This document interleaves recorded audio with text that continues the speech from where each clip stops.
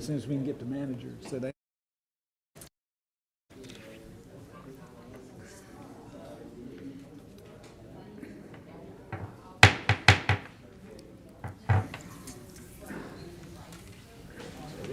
Good morning. I'd like to call the special meeting of November 12, 2021 to order. We have two agenda items for information and discussion. We will be provided an update on the Union County Water and Wastewater Master Plan process from our consultant engineering firm Brown and Caldwell. Following that update, we will receive a report on the status of the Union County Water Department Capital Improvement Program for FY 2022. At this time, I'd like to ask Assistant County Manager Brian Matthews to give a brief introduction for the master plan update. Thank you, Brian. Thank you, Chairman, Board of Commissioners. This morning what we have is a couple of items. First, I want to introduce Jay Fulmer with Brown and Caldwell. They are our consulting engineering firm that is doing our master plan update. If the board will recall, we engaged in them several months ago to do a complete new master plan for our system for water and wastewater. And that's important because the last one we did was back in 2016. Things are changing. The goal here is to come up with what we will ultimately be doing with our systems in the future. That builds our capital improvement program for how we fund that over time. And so I would like to have Jay come up. If he wants to introduce his team, that's fine. He's just going to go right into the presentation. I know this is certainly going to be important for you. If you have questions, don't hesitate to ask. This is kind of informal. He's not structured. I mean, he's got a presentation, but certainly if you have questions along the way, don't hesitate to ask. And thank you very much, Jay. Thanks, Brian. Good morning, everybody. Good morning, sir. So I did want to introduce two members of my team that are here today. So we have Andrew Fugel. So Andrew is our lead water system planner on the project, and he contributed a lot to this presentation and to some of the prioritization scheme that you're going to be seeing. And then you also have Keller Schneer. He's deputy program manager or project manager and has been involved in all facets of the master plan. So I did want to introduce those two. All right, let's get started. So what our agenda today, we're going to go through, revisit what the master plan goals are, give you an update on progress and schedule. And the real core of what we're going to be talking about today that we're going to be seeking your input on is the water system expansion approach. That's an important part of the master plan, and what that means is where we're going to put new water lines that there aren't water lines now. So we've developed a system to help prioritize and pick those areas based on what we've heard from you is, kind of ranking criteria. So we're going to be seeking your input on those criteria. Are there things we want to tweak? Are there things that we want to add? So that's where we're going to be. So we're going to look at the scoring system for the water line routes, and we've done this countywide, so you'll see the full gambit. And we're going to show you some example projects as well that come out of this scoring. We're also going to give you a list of cost by project size. We understand a big decision in the master plan is going to be deciding what is the level of investment you want to make in water infrastructure. So we're going to show you what different cost levels, what different investment levels turn into in terms of miles of pipe. That's that, and then we're going to wrap it up with an update to the 2018 expansion cost estimate updates. Those are some cost estimates that were presented to you back in early 2018. Those were the basis of a lot of planning and a lot of discussion, so we just want to update those to 2021 numbers, and that's where we'll finish it out with next steps. So any questions before we dive in? All right. So the goals of the master plan, number one, provide clean drinking water to the residents and businesses of Union County. Number two, protect the environment through reliable wastewater collection and treatment, and pace capital improvements with your funding capacity. That's something we're going to revisit several times in this presentation. So master plan progress, this figure shows you what the basic timeline is for the master plan. So we've completed. Gray means finished, green means underway, blue means we haven't started yet, is what the color coding. So we've completed the project initiation and defining levels of service, that was the topic at our meeting back in July, looking at population projections. We're in the middle of model development and calibration and the capacity assessment. And what we're doing with the capacity assessment is we're going to look at your system capacity in 4 different ways: wastewater treatment, water supply and treatment, water distribution, and wastewater collection. So that's the analysis we'll be doing for those 4 systems. The modeling is a big chunk of the work we do, and we need that model to do that subsequent analysis. So that kind of builds forward.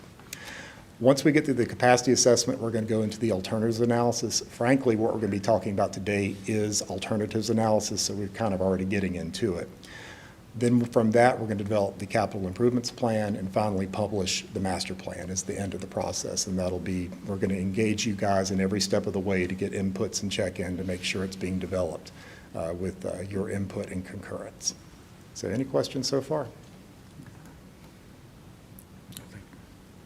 All right. I'm going to skip this one. This is just the same material presented to show the details of the master plan scope. We're going to see this again in a second. This is a schedule update. So same color scheme. Green means finished, blue means underway. So we finished the project initiation, defining level of service, and we've also finished the temporary flow monitoring. That flow monitoring is necessary to support the modeling and our analysis in the master plan. And we're almost done with the modeling, should be finished with that end of this month. The next thing we'll be moving into is the capacity assessment. And again, that's wastewater treatment, water supply and treatment, water distribution, and wastewater collection capacity. And we'll be coming back to the board probably end of January, early February to present the results of that analysis. Task 7 is the alternatives analysis. That's kind of the fun part, right, where you get to look at what-if scenarios and determine how we're going to grow the system. That's going to start in December and plan to wrap that up in early April.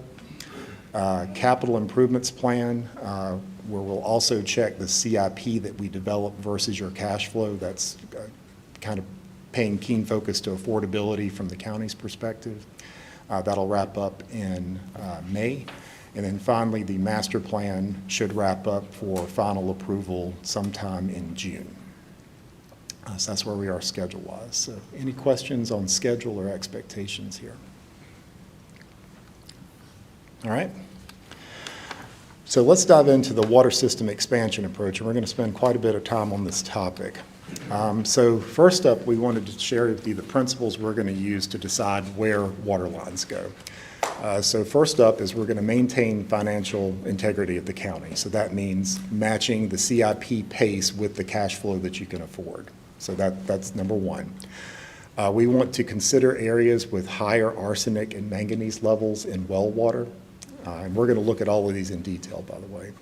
We want to consider areas with higher projected populations. We want to balance system expansion with improvements to already developed areas. And we want to prioritize ease of maintenance. So something I think we talked about last time is with water lines, loops are preferable to dead ends. A loop means the water keeps moving. That means the start and end of the water line connects to another water line. If you have a long dead end line, you have to flush the system. That adds maintenance, effort, and cost. So all else being equal, you'd prefer a loop to a dead end. That affects how we lay out the system. So just important to know. We're also going to look at hydraulic performance. We have not identified anything here, but that's things like if we find a bottleneck or the need for a new tank, something like that that just needs the whole system to work that's not specifically associated with a specific area or water line. And finally, we want no service connections to transmission mains. So transmission mains are the large lines that move the water all around the county. You don't want service taps on a transmission main. That kind of is a point of failure. Yes, sir? What size line do you call a transmission main? It's not decided yet, but for discussion today, I'd call 16. 16? 16. Okay, we had, in previous years, a gentleman who had a tap off a transmission main and was told he couldn't get another one for his land across the street. Mm-hmm. So, again, if we have those and been using those, What concerns me is taking water lines past people's homes that need water, and then we have to tell them, oh, sorry, yeah, that line went in front of your house, but you can't tap onto it. Understood. Well, the way you deal with it, it doesn't mean you can't connect. What it means is that what we'll do is we'll do a branch line on either side of the transmission main. So you can think of it as like a small parallel water line running next to the transmission main, and it's connected at one point. And you can do it with kind of a robust fitting instead of a lot of little connections for the service lines. The service lines then connect to that branch. So they can still connect to water, they're just not tapping the transmission main. So the reason I put it in there is because to do those side branch lines adds cost, so that you're not tapping the transmission main, but you can still connect. At previous meetings, the number of 36 inches was the main that we couldn't tap onto. No reference was made to the smaller lines. Right. I'll tell you, we haven't, unless Hung's got a different opinion, we haven't settled on what transmission main means in terms of the definition of this policy. I'm just saying 16 by looking at your system. It's not decided yet. So we may well set the threshold higher, but it's undecided. When you do determine that, bring us back the scientific logic why a 16 or a 24 is untappable. Gotcha. Okay? Understood. All right. So what we wanted to start out with is looking at the big question of how to expand the water system. So we started out with, what do you have now? So what you're looking at on this map is the lines shown in blue are roads that have water lines on them. All right? What you see in orange are roads that don't have water lines. So the reason we're attaching water lines to roads is that's the normal conduit. You normally run water lines along roadways, right, in the right-of-way or next to the road. So this gives us a good visual of where you do and don't have water supply in the county. So just looking at some metrics, you've got about half covered. You've got about 1,000 miles of pipe in the ground, and you've got about 1,000 miles of road that don't have water lines. So that's just the way the metrics work out.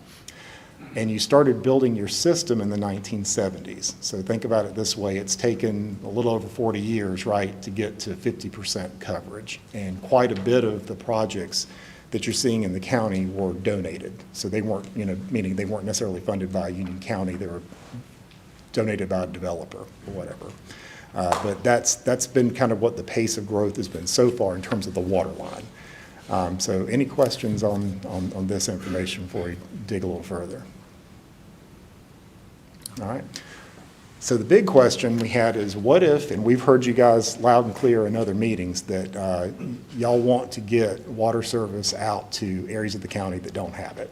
So as a first cut, we said, what would that cost? So if we put a water line on every single segment of orange you see on the map, so every road that doesn't have water that's within your jurisdiction to put in a water line, that would cost $20 billion. $2 billion, sorry, not 20, sorry, 20, that's bad enough to be two, but it's $2 billion. We're going to show you what the breakdown of cost is, but one thing I want to tell you about that number, and this is true of any cost estimate that you ever put in front of you, is that especially at a planning level, there's a pretty big range, right? And for this level of planning, that cost could be plus or minus 50%. There's just too much variables when you're looking at something countywide at this level. So something to keep in mind, we're going to be looking at a lot of cost estimates throughout this whole presentation, but that's just the first one. Yes, sir. So $2 billion, that number was given to us by our staff back in 2019. About the high number was $400 million. So what is the difference between 2019, in January 2019, Right. and today? We're going to be talking about that more later, but the quick version is the 2019 version wasn't 100% coverage. That was for kind of like a hub and spoke model where you're not covering every roadway. I will say this, Tony, we're doing this just to show you magnitude. We're going to drill down. We're not recommending you build this. We're going to drill down from here to show you how to prioritize. But the difference between the two numbers is this is more miles of pipe is the fundamental difference. Okay, I guess I'm just confused. Again, doing main and secondary roads was 60 to 80 million, and doing just main roads was 28 million, I believe. And then every road in the county was 300 to 400 million dollars. So I guess cost per mile, why did it go up? The manager gave me a reason the other day, but I'm curious to hear your reason. Right. And we're going to get into this in detail, but the short version is the numbers that you just shared are correct. So those do include, construction of pipelines and whatnot. What they don't include is things like engineering, contingency, right-of-way acquisition, complex construction like tunneling and whatnot. That's another reason for the difference, is the cost estimating approach is more inclusive, what we're showing you today. So the right-of-ways, the roadways would not be the right-of-way? Not necessarily. So we're assuming that with a lot of waterline projects, you normally do construct them within the roadways, but very often you do still have to buy some private right-of-way for constructability, whether it's temporary or permanent, like if for some reason there's just not enough room to put the pipe in. So we've accounted for that. Now, that doesn't mean the whole thing goes in private right-of-way, but that means there is some private right-of-way needs to be purchased. If somebody on staff could get a number for me, cost per mile of the project for Sykes Mill Road, where we just replaced the water lines, what's that cost per mile? Because it looks like we got 1,008 miles that we haven't put pipes on, correct? Correct. So if I get a cost per mile of that Sykes Mill Road project, I'd appreciate that. Thank you. Can I ask you a question, too? Yes, sir. Is your cost estimate at today's dollars? Yeah, I'm about to show you the detailed breakdown. Because I can tell you, I'm building a home right now. In 2018-19, I could have built it Yes, you could. considerably less. That's Yeah. 100% true, and we're going to talk about all the other caveats that are involved Okay. here. So here's how we came up with the pricing. And this is what you're seeing on screen, it's in your packages. So we assumed 8-inch and 12-inch diameter pipe. That's really important. There are projects that have smaller pipe, but when you're talking about system expansion, that's a common pipe size for your system. We used a ratio of 75% 8-inch to 25% 12-inch. It's an estimate, but that's what your ratios are now for your existing system. So you can see the unit cost in here. We also included allowance for railroad crossing, road crossing. So crossing railroads and roads, when you have to do that trenchless, that's like a bore, that's a lot more expensive than digging with a traco to put a pipe in. So you have to account for that separately. We also have traffic control, asphalt restoration, all that good stuff. We're also including in here a lot of the construction costs, so markup on materials and whatnot. Construction contingency is a big one. We're carrying this at 30% because of the level estimate this is. There's a lot of stuff we don't know, right, for this level estimate. We've got startup and training, permits, insurance, and bonds. We also have the design engineering, construction engineering, and land acquisition. So this is based on, I pulled data from 2019 through 2021, and as everyone's aware, we're in a pretty volatile market right now for construction, right? Prices are high. So in my judgment, I picked some prices that I think are representative of today, but it is a volatile market. It could be more expensive 6 months from now, but that's the approach we took. And I do realize 2 billion is a big number, but when we get later in the presentation, we know that's a big number, and we're going to help focus where to go with it, right? That's a big undertaking. Okay. All right, so just looking at some sample spend rates of what you could buy, investment rate, so to speak. So we've got a $2 billion, if we put it everywhere, right? At your current investment rate, so you now budgeted at $10 million per year in your CIP for water system improvements. It would take 203 years to build all that. So that's a long time, right? If you went at 5 times the investment rate, it would take 41 years. So this gives you an idea of, no matter how you slice it, if the goal is to have water lines everywhere, it's going to be a multi-decade undertaking. So what we're going to need to do is find a way to pick where do we go first, where are the priorities, and we're going to show you how to do that quantitatively in a little bit. So I do realize these are big numbers, but this is meant to illustrate the fact that this kind of system expansion is a big investment. You made reference earlier to developers contributing. Is that something that still takes place? Yes, absolutely. That's something that's possible. So I'm going to speak, and hopefully, Hon, you can correct me if I'm misspeaking, is let's say that a developer came into just randomly picking that area, and he decided to build a subdivision. That pipe, he would probably donate to you, so you'd own it, but you're not paying for it, right? So that would be a way for you to get your system expanded for you not paying for it. But that's still the expectation. Yeah, I think so, yeah. Now, they would not fund the transmission mains or the main pipelines. They would just fund their neighborhood lanes unless, John, unless there's another, okay, understood. Yep. So that is absolutely possible. Some of this could be funded via donated projects. Can I stop in right there? I mean, this would be more of a staff question. We had initiated a process similar to the city of Monroe where a developer could put in like a transmission line and they would have a clawback period of years. Where are we at on that, Brian? We're still in the process of putting that together. It is not actually finalized at this point. We've taken Monroe's example. We're really just using that and basing it off of Monroe's example. That's something that needs, we'll deal with that later, but they have a method up there where somebody can put in a transmission line and then anybody that taps onto it until it reaches capacity has to pay to the developer. I see. And you've heard of that before, haven't you? I have, yes, sir. Well, feel free during this presentation to tell us of any other funding models that would help us outside of county money. Understood. Okay. Understood. We're gonna touch on those, but understood. And Brian, can you have that study complete before we do the master plan? Yes, sir, absolutely. Okay. Mr. Chairman. Commissioner Rushing. Also, I was shocked, the number you gave of almost half and half, 50/50, 50% of the roads are covered, 50% of the roads in Union County are not covered.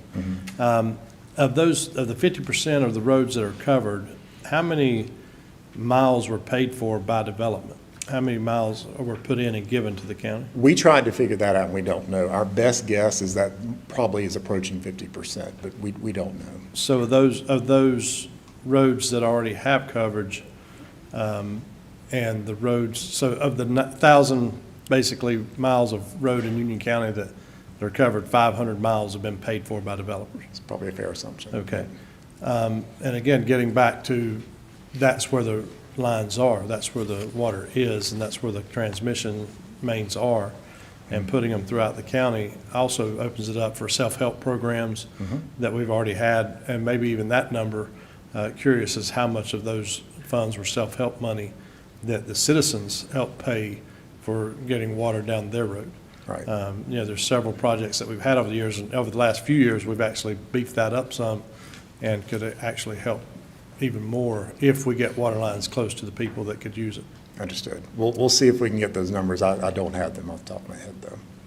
With your estimated lines, does that include the targeted Yadkin lines that are coming across the county? I'm sorry, what do you mean by that? Well, we've got a new water source coming into the Oh, county. right. Does your estimate of miles include where we know we're going to build major lines into the county? Not explicitly, but it probably would work out in the footage. So this model assumes you'll get water everywhere, I guess is the way to say it. So if you have other projects that cover it, then we could probably back those out. I'm talking about, you're saying the blue lines are where we've got lines. Correct. Okay. Have you got an indication showing where the new lines from the Yadkin will be coming across? Oh, understood, yes. We can add that to the map. We did take that, I'm glad you asked that. So that's not something you're going to see on this map, but later when we're looking at prioritizations, the projects that you have planned, we have backed those out of the areas so that we're not double counting them, if that makes sense. So we have accounted for those. Yes, sir. It's just not apparent on this map. Thank you, sir. All right. So Just to wrap this up, just a couple of things to keep in mind. There are cost influences and factors beyond construction costs to think about. So funding at a high pace of expansion is, do you have the money to do it, right? If you're going to go accelerated, and we talked about maybe there are other funding sources to assist in that, to offset the cost. There's market variability. The problem we're in right now is supply chain. So that's causing two things. It's driving prices up, and plus our region is in a boom in terms of construction anyway, which is also driving prices up. But supply chain's also affecting schedule. You just can't get materials fast enough to build sometimes. You have the influence of a large capital program on the market. So, you yourself create demand, demand drives the price up, right? You also need to consider the contracting capacity of the capacity of your contractors in the consulting community, along with your neighbors, right, are also building stuff, and the capacity of your staff to administer the projects. And finally, you've got long-term costs. As you increase your number of assets, your O&M cost increases. So that's just to own and take care of the pipe, flushing, replacing valves, refurbishment and replacement, that sort of thing. Those aren't covered directly in what we've been talking about, but just something to think about, that there's cost beyond the construction to consider. Mr. Chairman. Yes, sir. I think, it just occurred to me, Stoney, one thing that sort of throws you about those numbers, these subdivisions have lots of miles of streets in them. And the miles that you're talking about that don't have water, those are country miles. Yes, sir. But the miles of streets that have water in them is subdivision miles. So a lot of that was donated, but these country miles are out in the undeveloped area and a higher cost. That's right. That's right. When we get there, we're going to show you how to prioritize this. I don't think you need to run a pipe down every road. And we'll show you how that works in a couple of slides. And again, does this presentation include the option 1 and 2, where it was main and secondary roads, closing the loops? Yes. Doing those things and the cost of that project? Yes, sir. We're going to be looking at that later on. All right. So some other things that we're going to look at is well water quality. So this is looking at the northeast quadrant of the county, and this is known arsenic and manganese issues in wells in that part of the county. So red means higher levels. That means that would be a higher priority area. That means it's in worse shape water quality wise. It just so happens to be, you'll see later, that the northeast quadrant is where you have the higher concentration of known well quality problems. You're going to see how that impacts decision making in a moment. The other thing we want to consider is where population is going to be. So the map you're looking at is the colors refer to the 2040 dwelling units. So this is the projected 2040 population divided into dwelling units. So gray and green are lower density, and red and orange are the higher density. One thing you'll notice is that most of your higher density areas are already served by water. So the analysis we're going to show you is really going to focus more on the kind of outer 2/3 of the county. So I keep previewing it. We're going to get there, I promise, to see how all this works.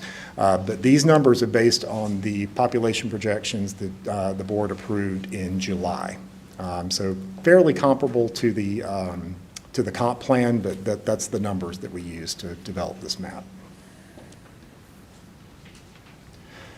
All right, last one, and we'll get into the projections. So one thing we wanted to kind of put out there is this thought of balancing system expansion with improvements in developed areas. So if you look at that rectangle that's on the screen, within that box, by the year 2040, there's 1,300 potential customers. If you had everybody connected, if you built the water lines and everybody connected, that's how many you would have. And we've heard loud and clear that that's something that's important to make sure that we're getting water out to areas that don't have it. That's today, 1,300 today? That's 2040. 2040, okay. Yes, sir. If you look over here to the western part of the county, with a much smaller area, you've got 1,800 potential customers. Again, that's 2040. This is just here to illustrate that for the same footage of pipe, you're going to get more customers in a denser area than you are in a less dense area. That doesn't mean that we're not going to recommend building in the less dense areas. This is just pointing out a fact that, you know, you're going to have more customer density in the higher density areas. And that doesn't take in consideration the contaminated wells, right? No, sir, not yet, although we will in a moment. Yeah. Okay, now, a quick question and observation about this. In that 1,800 potential accounts, I would say that most of those would be developer projects, that they go to the town, they get a rezoning, they put in water, they put in sewer, and it's just like it always has been in the western part of the county. Because as you said, that's where the water lines are already expanded. Yes, sir. So, again, if we're doing apples to apples, you know, you're going to see development occur there due to availability of sewer, which is not available in eastern and northern and southern Union County. Right. So why would, again, when we're looking at this is not a project where we're thinking about, it could be the same thing over here with these 1,300 potential accounts. It could be 5 neighbors deciding that, hey, our well water's bad. Right. There's a line, you know, 200 yards from us, let's run it down our road and pay for it or help do the self-help program, and they contribute to that as well. Right. No, that's a completely fair statement. And this isn't meant to say that these are specifically areas we're targeting, this just meant to illustrate the density issue. What I could possibly see happening, and we just haven't got to this level yet, is in this area, we wouldn't recommend constructing on every road, but we may need to run some sort of arterial so that the neighborhoods do have something to connect to. But we haven't made that decision yet. This is just illustrating a point.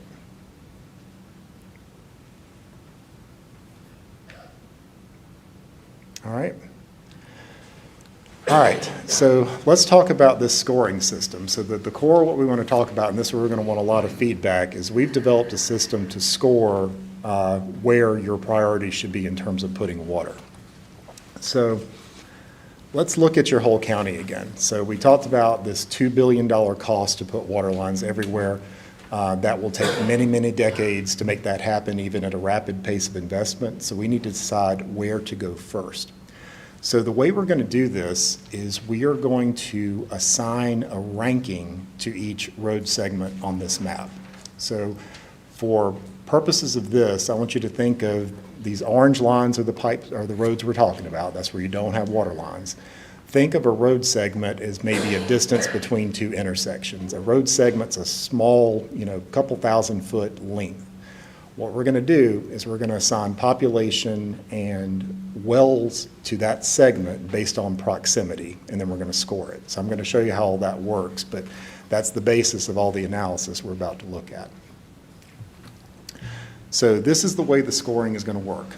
And we've got a couple of versions of this we'll show you, but for right now, we're going to score these segments based on population and well water quality. And we're going to rank both of those equally. That means that you're saying serving population is as important as relieving well water quality. That's an important statement. So we're weighting them 50-50. Why would we make that assumption?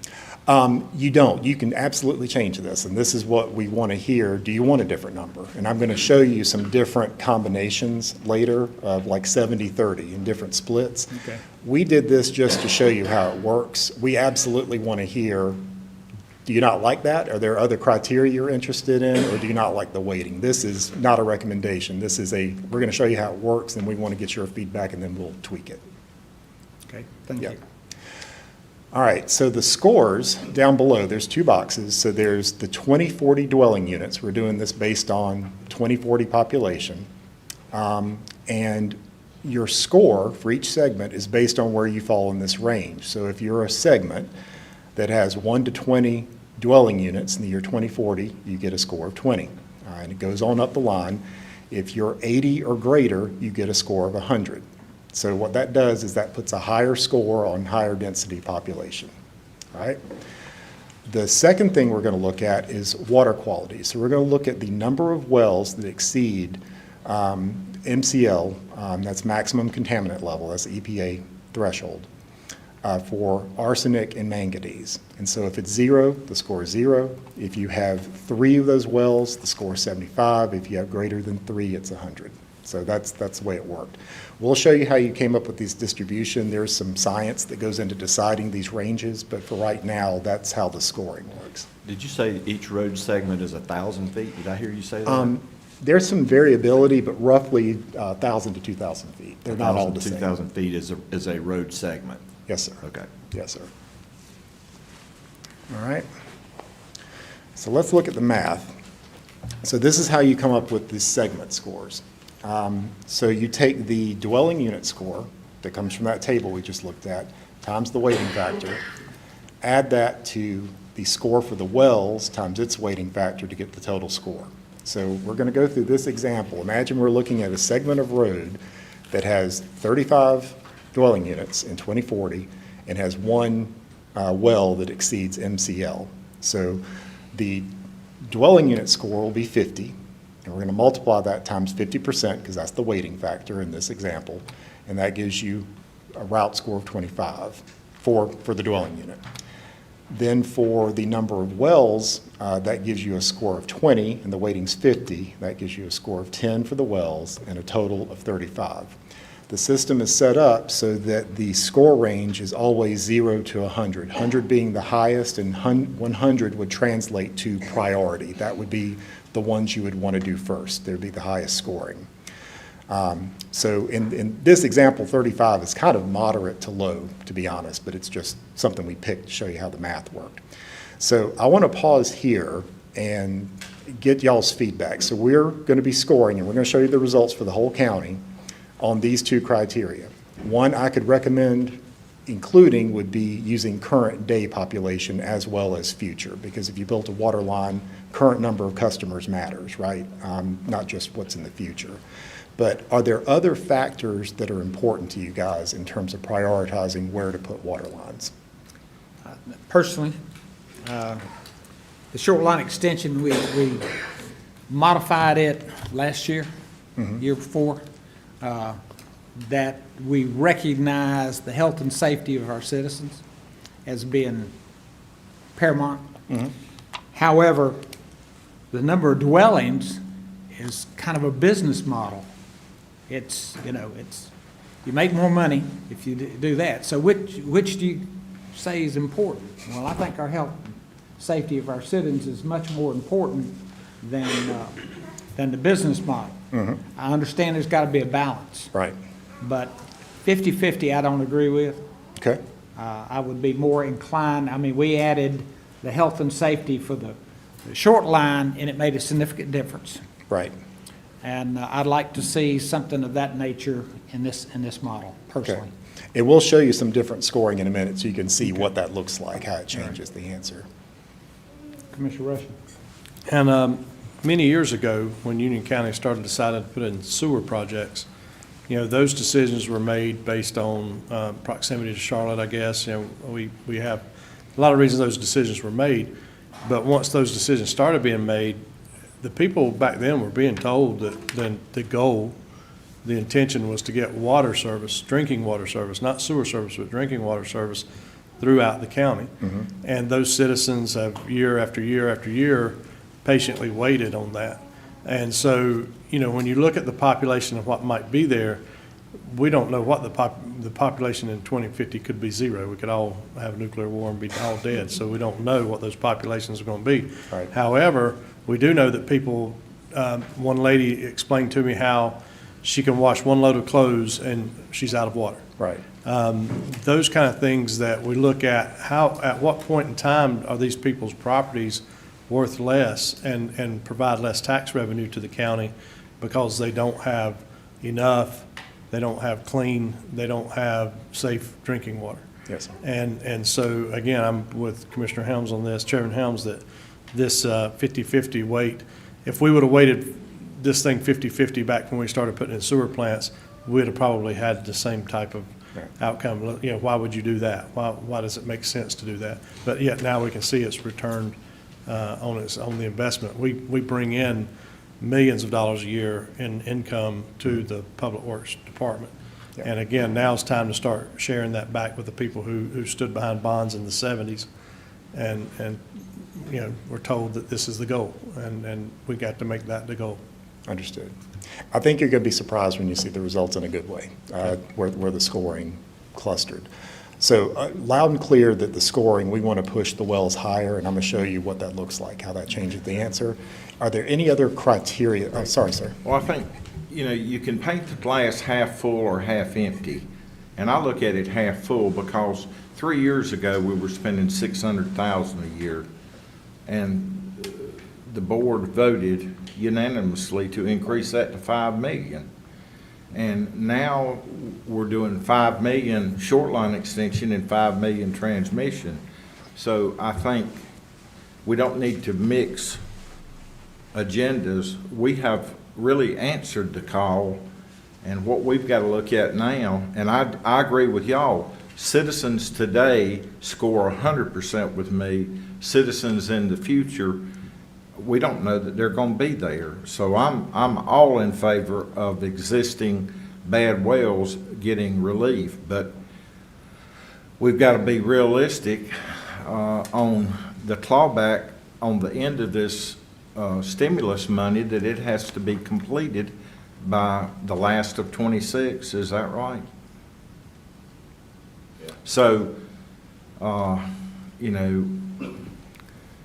it's a little more complicated than we're gonna run water to everybody and all that, but I think we're all on the same page. But I look at the glass half full. We have turned this thing around, and we are listening to the people. I know they think, well, when's it gonna start? It just takes a long time to get it engineered. Yeah. I Those think engineers. this route scoring it's a good start, and I think seen properly, focusing on the number of dwelling units is also a health and safety issue. If you think about it, these folks that are currently unserved by county water don't have fire hydrants, near them. And that's absolutely a health and safety issue. So to that extent, density does matter as an element of health and safety. One thing to mention about the funding is, correct me if I'm wrong, Michelle Lancaster, but I think with this recently passed federal infrastructure bill, at least to some degree, there's going to be another significant chunk of money that basically drops into local governments.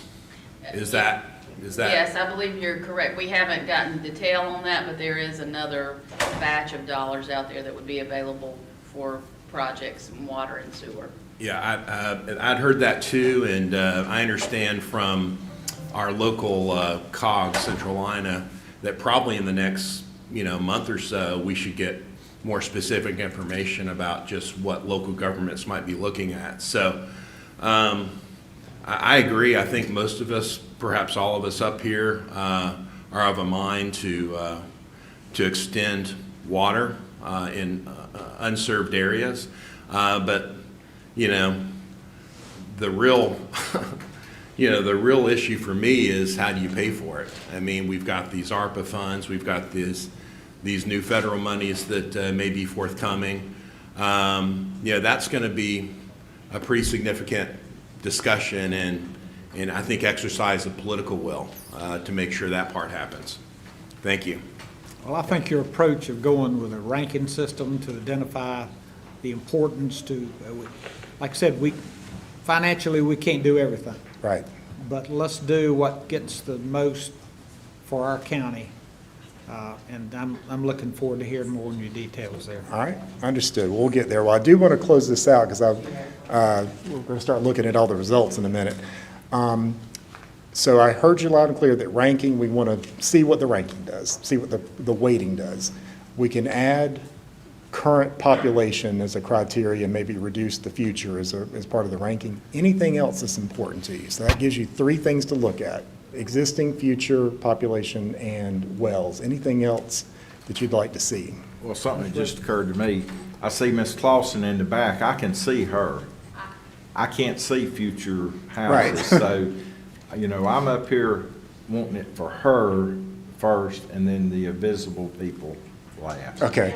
And the baby. My future generations, I don't have a lot of population where I'm young, but we are important. We pay just as much tax as anybody else.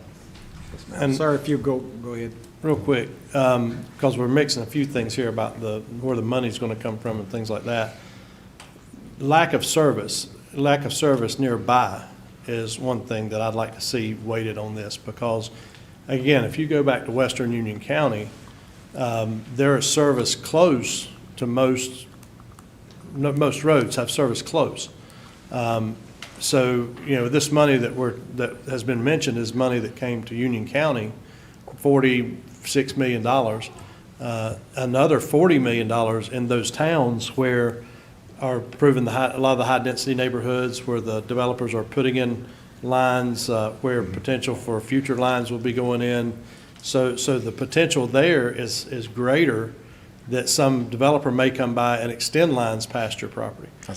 Versus in the eastern part of the county, the southeast, the northeast, that section of the county where you don't have that potential because of lack of sewer.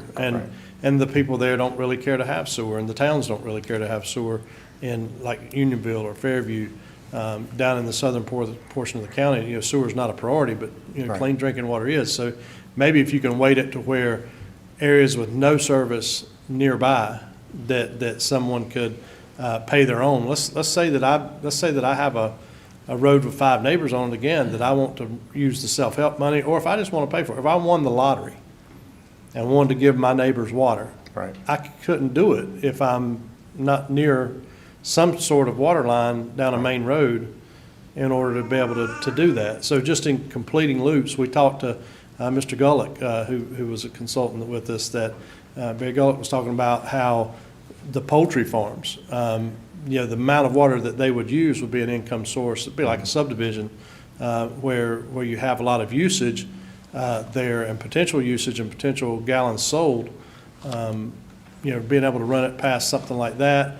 Businesses, churches, we have a lot of churches. I remember a self-help program in the past where Antioch Baptist Church, we got water eventually ran there through a self-help type program.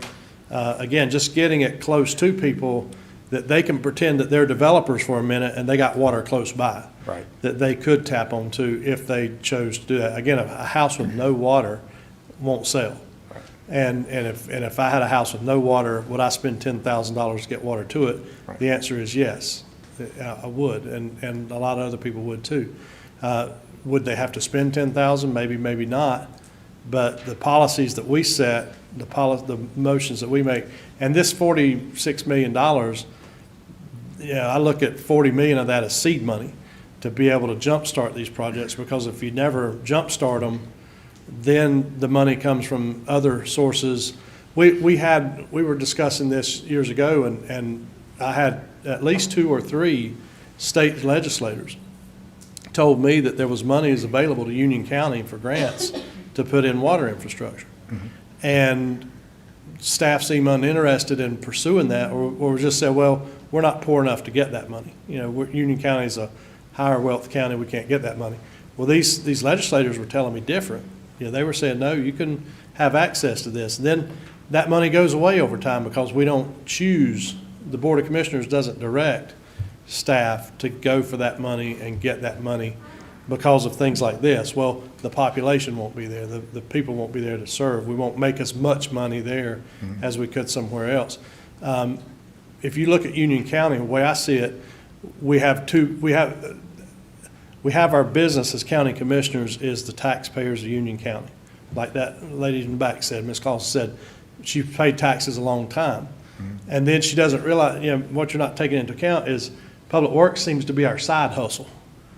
It's a side thing that we're doing that is its own income comes in through it, through ratepayers and through other ways. The rates were raised 33% because the project on the Yadkin went up 33%. And now we got 33% higher rates. And again, people are not understanding what's going on here. It's just like 2 different businesses, and we have to get back in the business of doing what's best for all the taxpayers in the county. Understood. Mr. Chairman. Yes, sir. I want to address a couple of things you said, Stoney. First, we are a Tier 3 county, and we have checked on money grants that are available And there are some available for certain parts, but that's under the CBDG. And it's not, and we followed up with Senator Tommy Tucker when he was in office, and it's not available. And as far as what I have learned is, as a commissioner, if you want something to accomplish, you gain consensus, you make a motion, and then it happens. And talking from the dais does not get stuff done. Making a motion from the dais gets it done.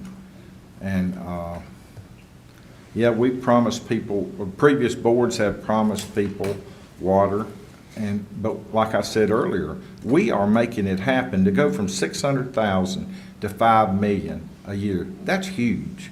So I don't want to lose sight of that. And I know we're going to end up, we're here, this is an information meeting, but we just got to quit looking at it half empty. It's half full, and we're going to try to get it closer to full.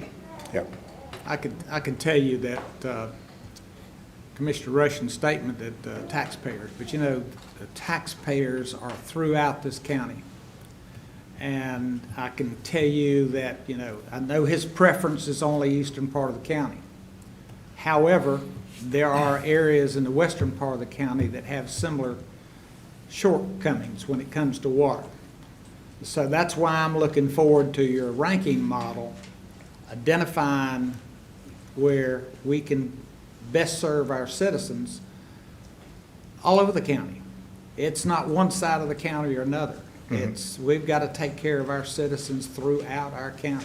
Right. And I agree with Commissioner Rape. I know we have looked at grants, and, you know, they're just not available. Now, I had a farm down in Chesterfield, South Carolina, and the federal government paid for water lines every road. We don't have that luxury. So therefore, we've got to be smart in how we spend our resources to ensure that we best serve the needs of Union County.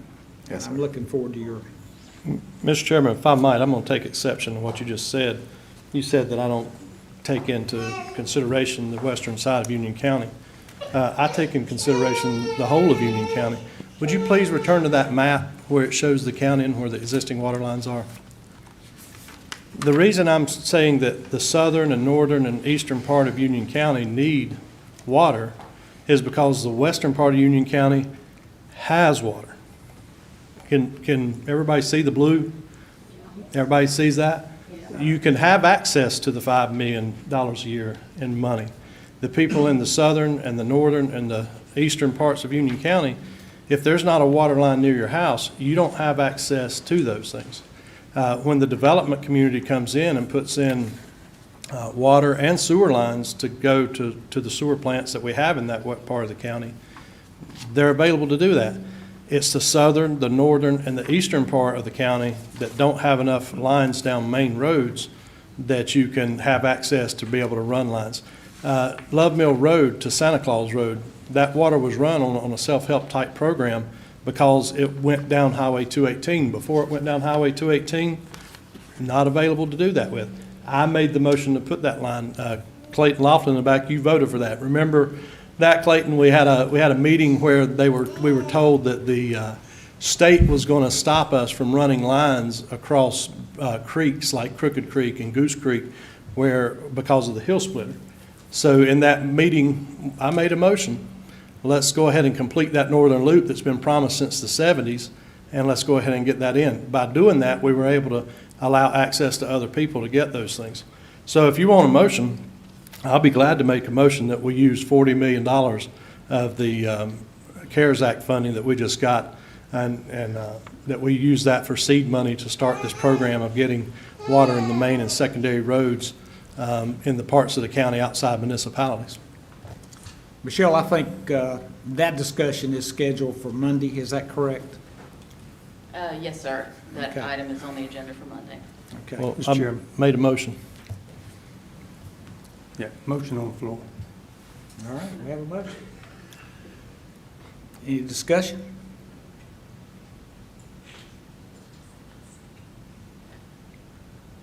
All in favor? Nay. I'm sorry, you said I was trying to speak to the issue, not Mr. Rushing's motion. He got the motion in there before I could even comment. So you can't comment with a motion on the floor. So we're dealing with the motion, I assume. Okay, his motion is to spend 40 million, I think, rephrase that, 40 million. of the CARES money.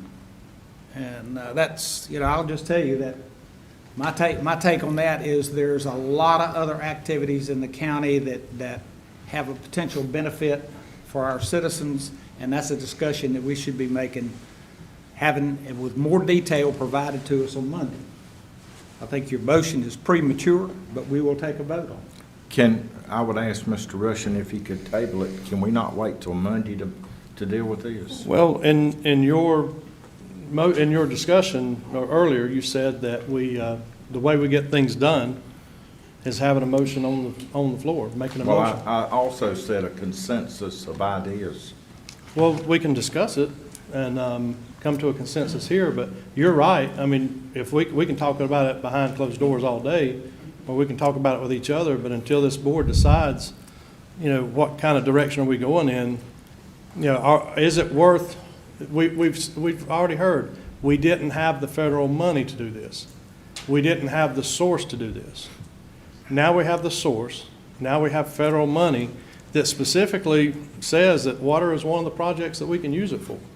So until we make that decision, it's been said that we have to do this before 2026.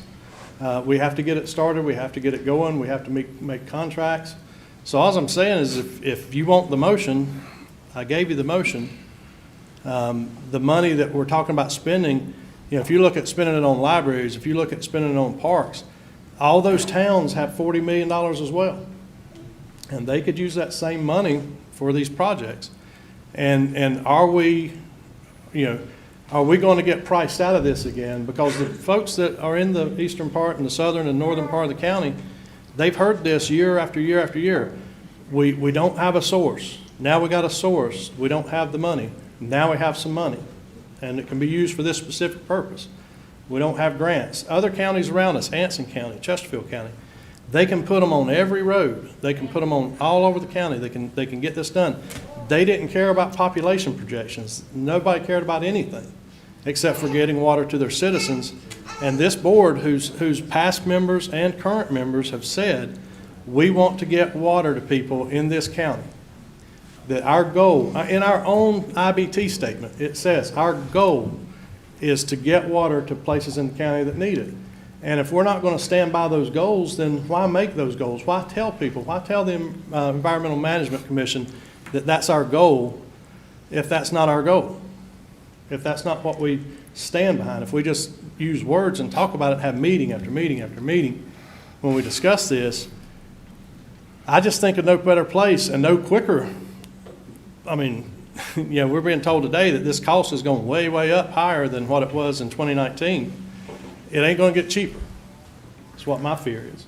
So if we're not going to do it, then we need to tell folks like the Clawsons, we have no intention of doing this. And it's been a lifetime, hasn't it? That's what I'd like to get it in my lifetime. Excuse me, ma'am, let us have our conversation, please. So again, if we're going to do this, let's do it. And if we're not, let's quit wasting money on consultants to come up here and put on presentations for us that sound nice and we can stand up here and say we're for it. But until we put our hand up in the air, like you said, until the motion's made, I think we have consensus. Dennis, you know the need. You know the need. Richard, you know the need. You and I have been in enough meetings that we know the need. We know arsenic's a problem in this county. We know, when you and I both have been in agreement over many years that this is what we need to do. And I don't even know which roads. I like your model of where is it needed the most? Where's the most arsenic? And is it in a place that doesn't have water nearby that the residents can actually access and get to? The fact of completing loops, just completing loops, fixes a lot of problems for Public Works and for us. So this is something for 20 years. 20 years. Just in my service to the county, we've been talking about this, but there's always an excuse not to do it. And now we have the source. We have the money. We have everything that we've told people we didn't have to get it started, get it going, get it moving. And like you said, Commissioner Raitt, the self-help program has been beefed up dramatically to $5 million a year. But unless you have a line close by, you can't access self-help. If your well is dry, you can't access it. And you know, Jerry, you and I, we know the needs of water down in your community. We saw a map the other day, and I don't know if that map's going to be presented here today, but there's a neighborhood down there, every well's contaminated with arsenic. Every well in that neighborhood is contaminated with arsenic. And it would be very easy for that neighborhood to come in, probably wouldn't cost $3,000-$4,000 of self-help to put water to every house in that neighborhood and get that arsenic problem taken care of. So if you want a motion, that's the motion. And if our staff, our staff's kind of in limbo with this, they don't know what we're going to come up and say. They don't know Monday night or next Monday or is it worth doing? And with the grant money that we have, it's worth doing. Would you consider withdrawing your motion for 5 minutes or 10 minutes and let Commissioner Simpson make the comments that he wanted to? Since we My can't. comments are irrelevant to the question. Mr. Chairman, I call the question on this motion. Well, I'll tell you from my standpoint, I can't support it because Mr. citizens of Chairman, I Union. call the question on the motion. We need to vote on the call the question. Okay, And vote on the motion.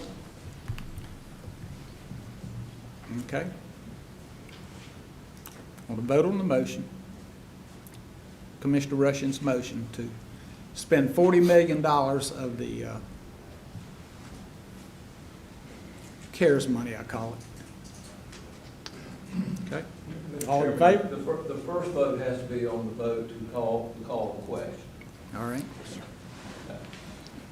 Okay. Vote on the call to question.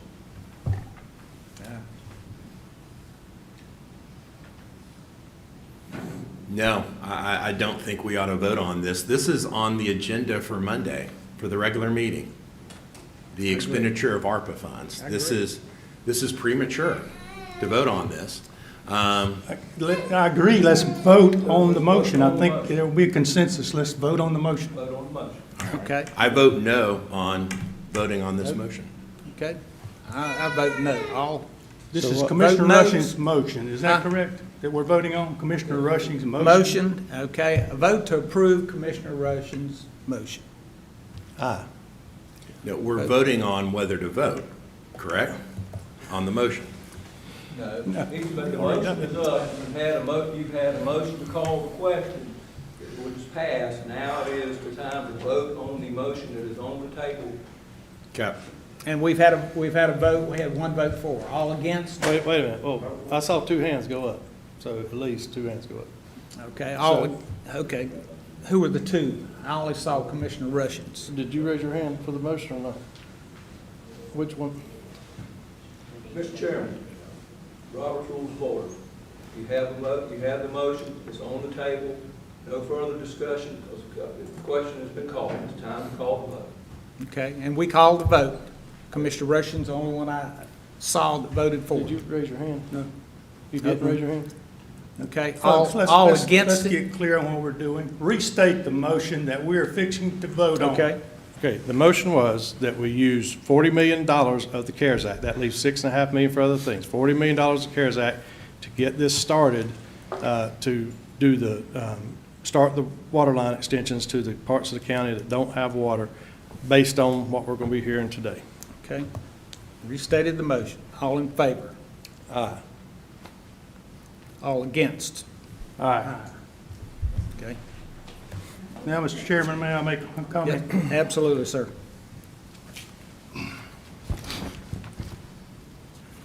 I've heard this record played over and over and over again. I think there's consensus on this board. I don't know if the campaign started or what, but we paying these guys big money. Let's let these guys present the information so we can make some sound decisions. Thank you, sir. Please proceed. Yes, sir. All right, so we've been through the weighting and just kind of rehash where we are. We're going to revisit the scoring. We're going to show you how that changes. We're going to take into account this proximity that Commissioner Rushing was bringing up, and I think you'll see later in the presentation, I think we've accounted for it indirectly, but we'll revisit that when we get to that point. All right, so I mentioned that there was some logic that went into how these scores were picked. So you remember those ranges that we looked at as in terms of how to assign a score to something. What you're seeing on the left is the 2040 dwelling units, dwelling units plotted per road segments. So what you can think of this is each individual road segment. And we set all these boundaries to say what a scoring was based on some logic. You want the higher scoring, the higher density to be rare, okay? If you made all of these lines equidistant, everything goes in an even pot, and you don't really have priorities. You're just spreading the projects, evenly about.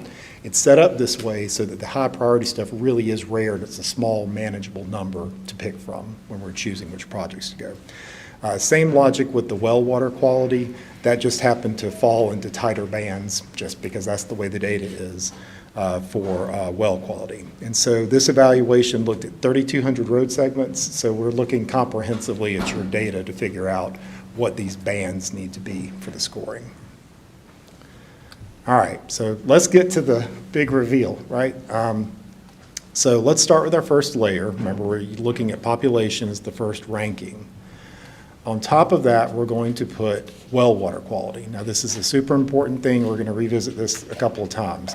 You'll notice that your higher density of bad well quality, so that's the reds and the yellows, is in the northeast quadrant. Remember, for the rankings we're going to be looking at, that counts as 50% of the score, so that's where your projects are going to be to give you a preview. Here's the ranking. So what I'm going to do is I'm going to take the wells off of this so we can see it. So what you're seeing is these are all the individual road segments. Things that are gray or green score low priority. That means that there is a low population in 2040, or they have zero or only a few wells with problems. The higher scoring lines are the reds and the purples. That means they either have high population or high population and a lot of wells with high arsenic and manganese.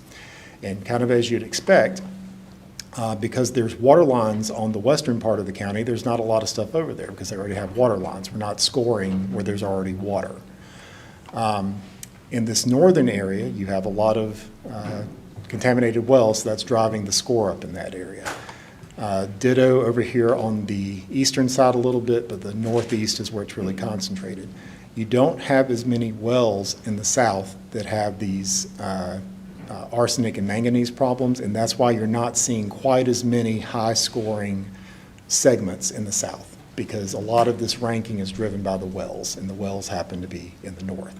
So that's what the 50-50 split looks like. We're going to look at other splits later, but that's the outcome. So one thing I do want to emphasize here is these are not water projects.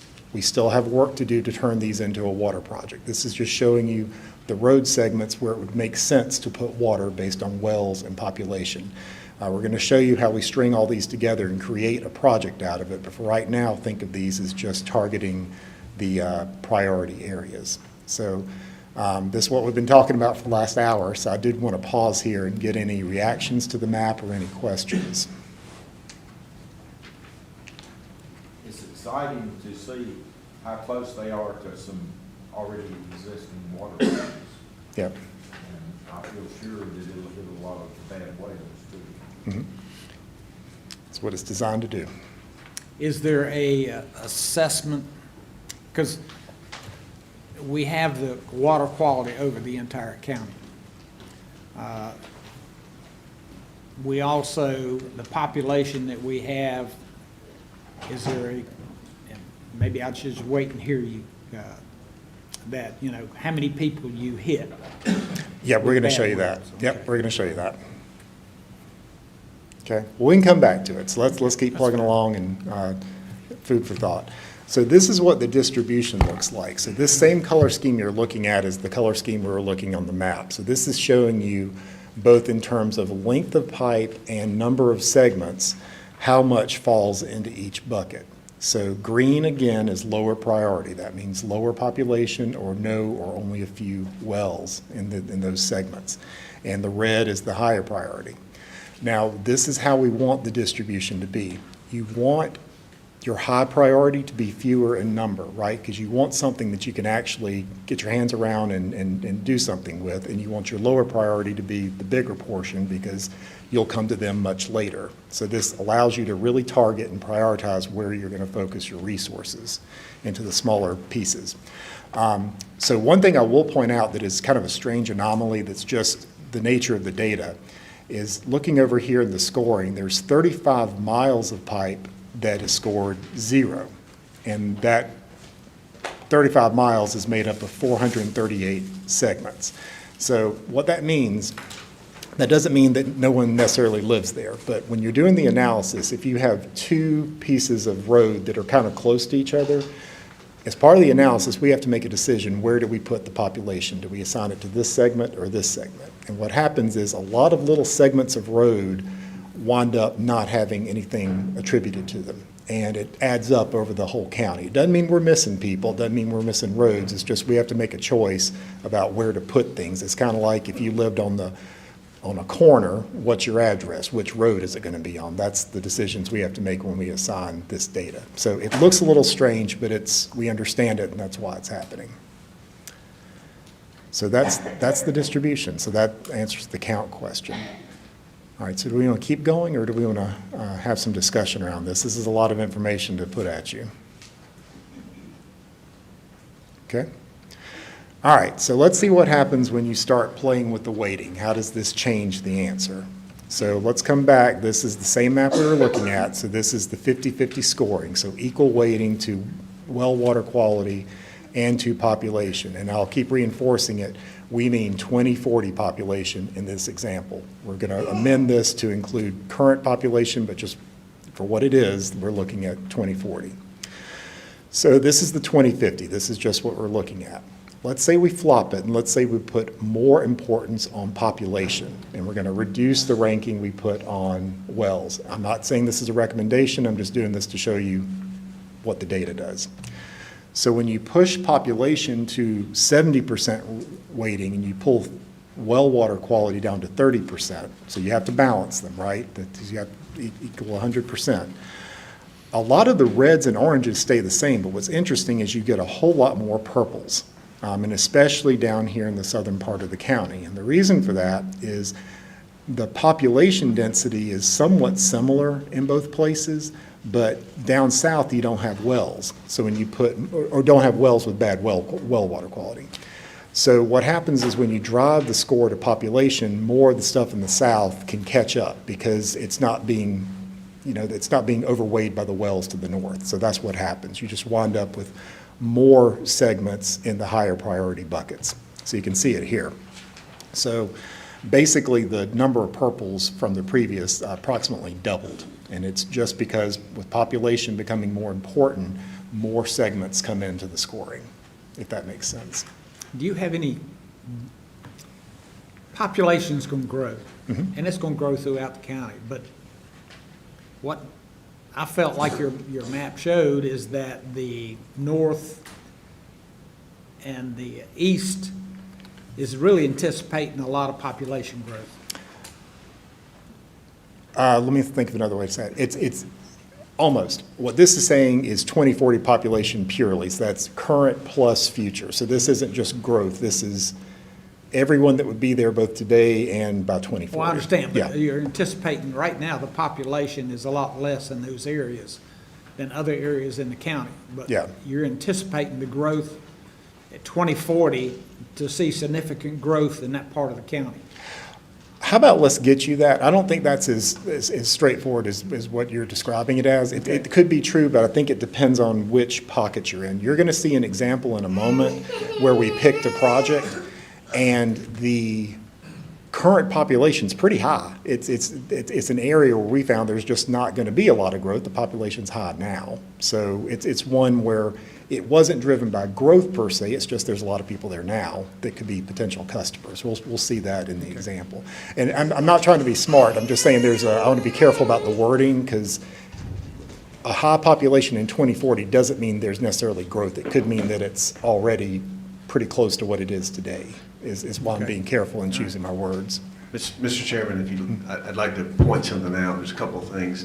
Number one, the well data is what we have. Okay. Understand that if the southern area doesn't show a lot of wells that are not contaminated, it's because we just don't have any data that shows that they're contamination. And that doesn't mean that there won't be. If we have more data, we have people that ask to have their wells tested, we'll have better data. The second part of this is, and Jay touched on it, this is about number of households that would be added to an area. So if someone has 10 households and they add 10 households, that's significant growth, but that doesn't mean it's high density. And so I want to point that out. Those areas are just showing where there's a certain level of households that will be added, but it doesn't mean that we're projecting that it will be significant growth. It's just that those areas may have small number of households, and if they add a small number, it looks like it's a heavy growth area. So if you go from 10 to 20, you still have small density, but you doubled your population. So it's really based on number of households we anticipate in those areas. I understand, and I appreciate it, and I'll tell you that I had a well drilled this week, and my permit requires that it be tested, and I thank the county for that. Side note, I'd like to have that same requirement when you sell a house, because people need to know they got contaminated wells. It's amazing how many people don't even have their well water checked. And so I think what we know is maybe the tip of the iceberg. I would agree. Yes, sir. It is the tip of the iceberg. Okay. So that's the 70-30. So let's flip it. So let's make well water quality more important than population and go with a 30-70 split. So same map, but now well water quality is the predominant score. We're going to put more weight on that. And it looks remarkably like the 50-50 map. And the reason for that is when you score at 50-50, you need a high score in both buckets to be red, right? To be a high priority. So they wind up looking pretty similar. It's just kind of the way the data worked out. So just an interesting observation. So you still have, when you base it on well quality, that just pushes the more priority segments back to the northeast. And that's fine. Mm-hmm. That's fine, because it's addressing the health and safety needs. And Yes, it sir. actually just reemphasizes that. So that's good. Thank you. Okay. So I'm going to skip over this unless y'all want to drill into it. This is just the buckets. So you have a few less in the priority buckets, but still pretty good manageable number. That is one thing I want to point out.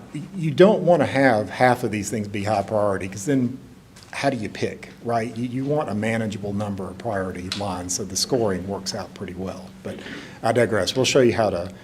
Can you go back a couple slides? Sure. One more. Okay, miles of piping, 704 miles of piping. And then go forward, you had, I think, 800. That's on, okay, now you got 817 miles of piping.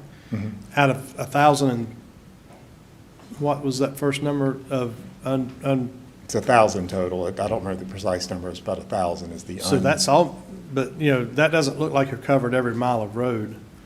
If you're saying you're almost at you're at 800 here, so we only have 200 more miles of road left to do the whole county? Right, but it's the total of all three of these buckets, not just the 800.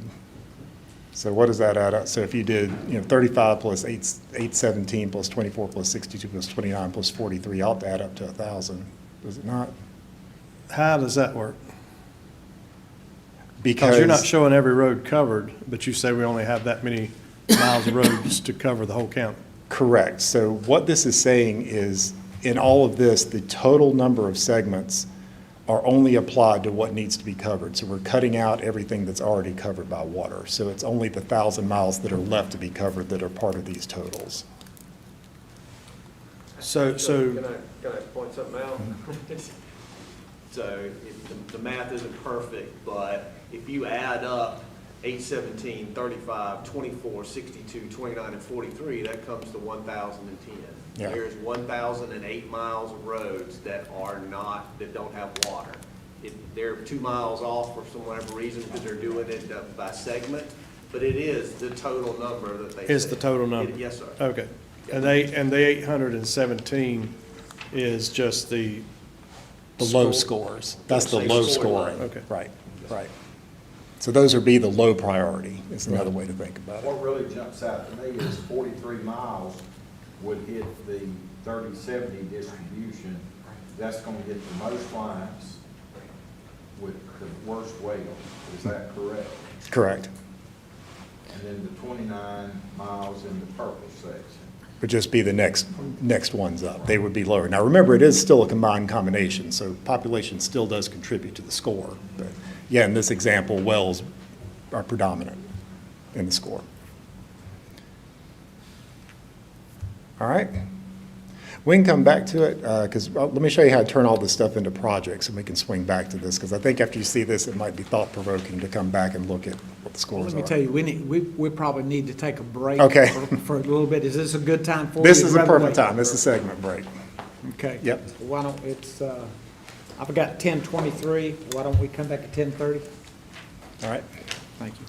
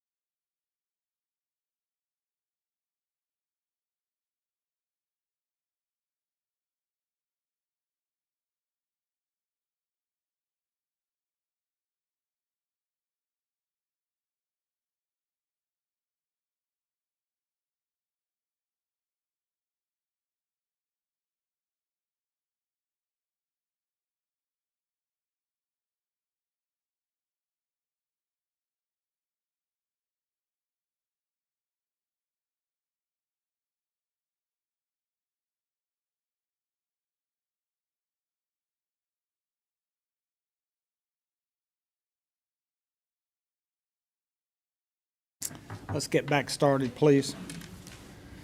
Thank you, sir. All right, I appreciate the break, too. All right, so let me kind of refresh us to show you where we're going with the next bit of conversation.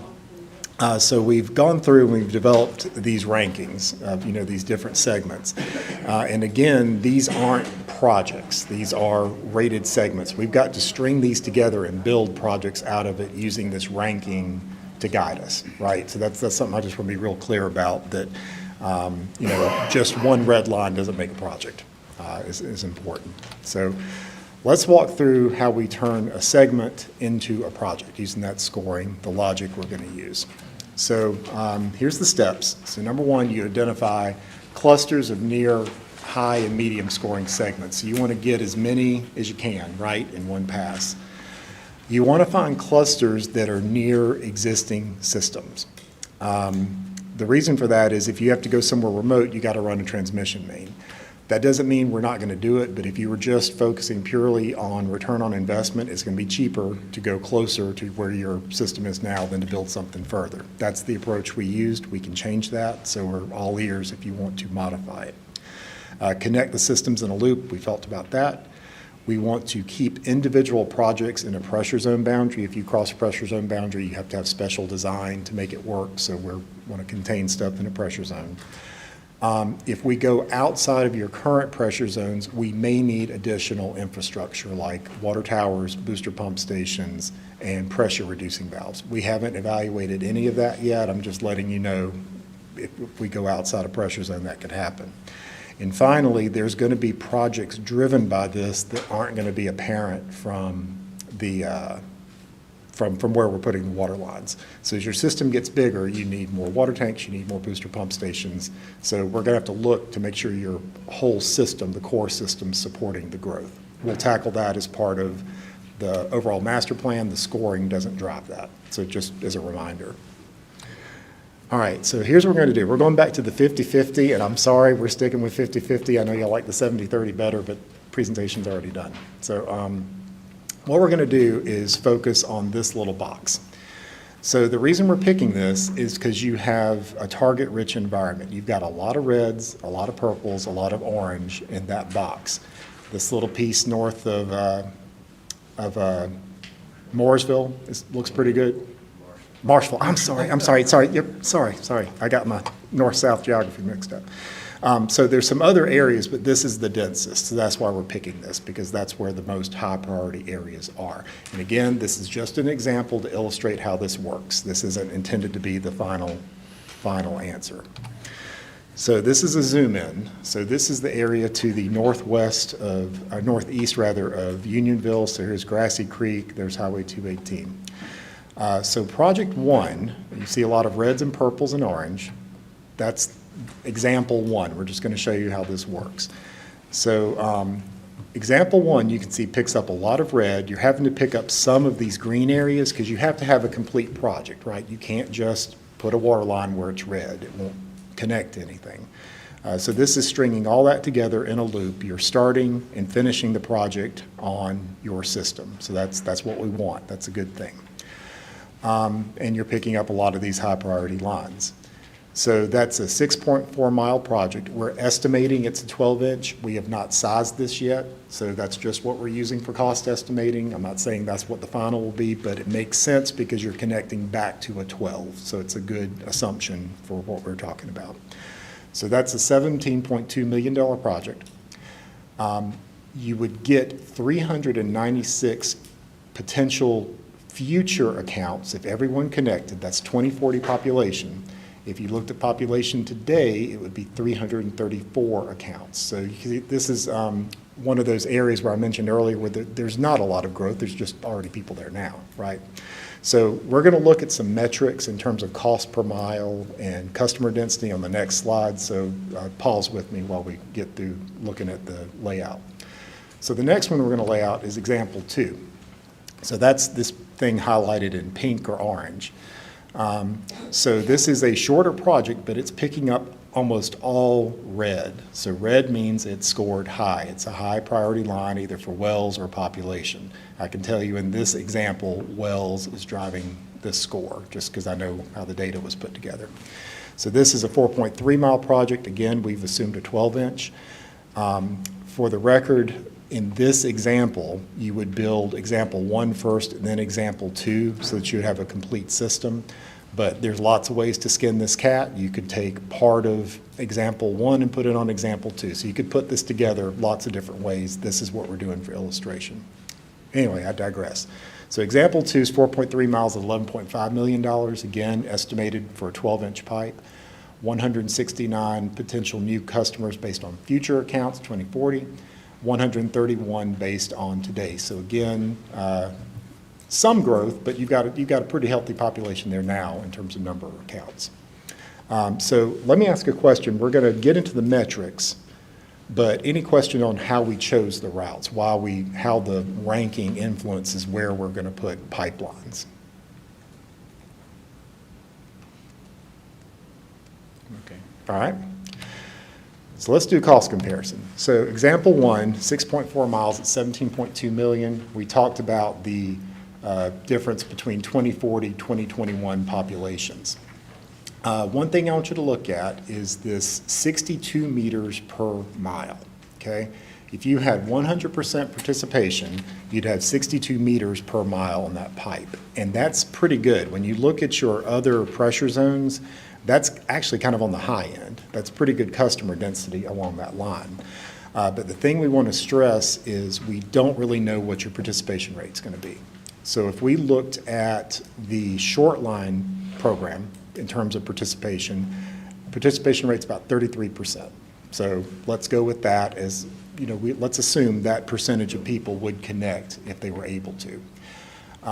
That would drive down the density to 20 meters per mile, assuming a lower participation rate. And based on the short line, we can't expect it to be 100%, right? So that's just showing the metrics.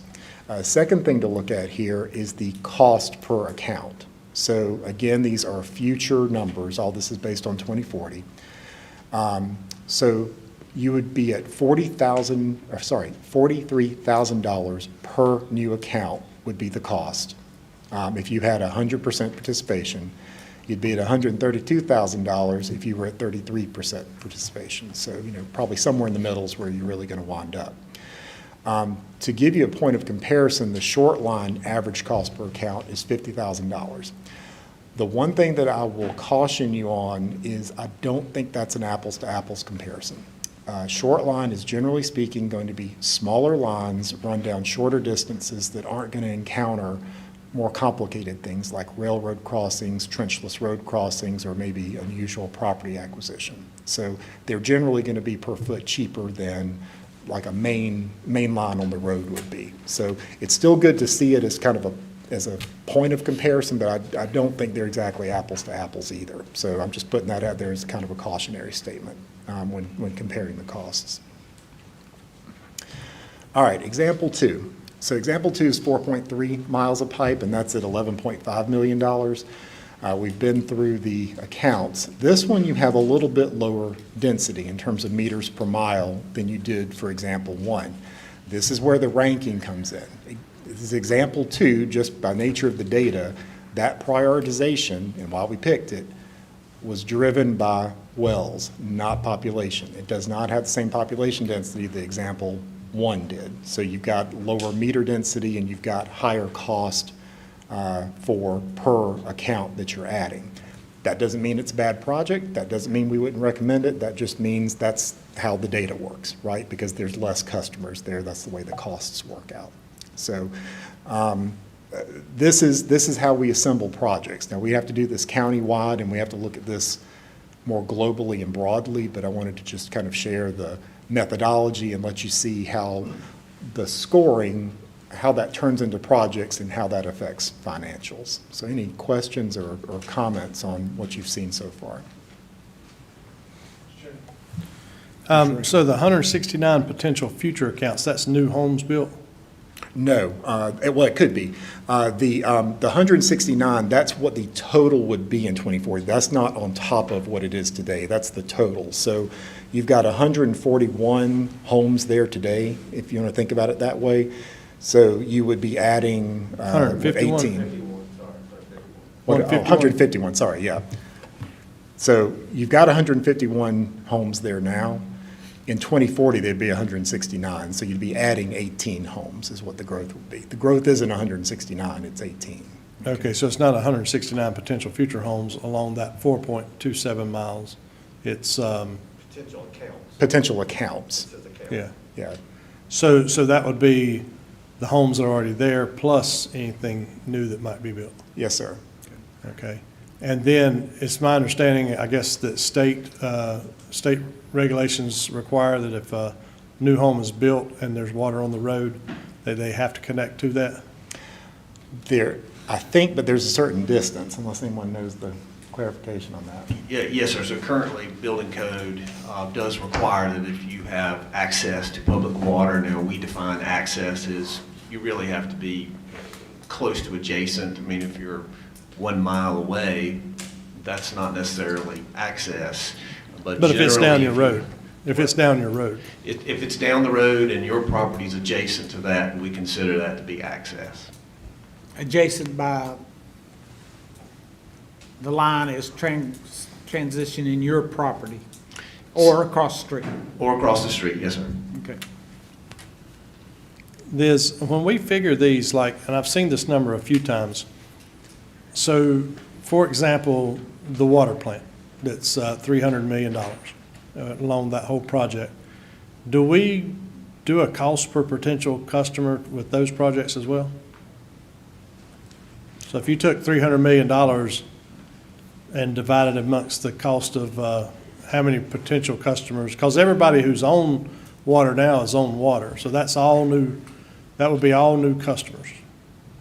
Do we do this kind of comparison with cost per participation on that? No, sir. We have not done that, no, sir. Would it, Well, what you're asking for us is to make some assumptions, which we certainly could. That's what this is doing. This is taking existing, so obviously that's easy to come up with, what's existing. You're having to make some assumption of what the future would be. And certainly we could do that, but we have not done that to build into your future Yadkin plan. because I noticed this, just like with the Shoreline extensions, the assumptions of $50,000 per household doesn't take into account every new household that might be built there in the future, does it? It does not, I'm sorry, it does not take into consideration any new connections in the future. So obviously, that's based on who connected today. Which if a builder came in and had 20 acres and did 20 lots, that's 20 new homes, that would change that $50,000 number. It could, yes, sir, absolutely. Okay, thank you.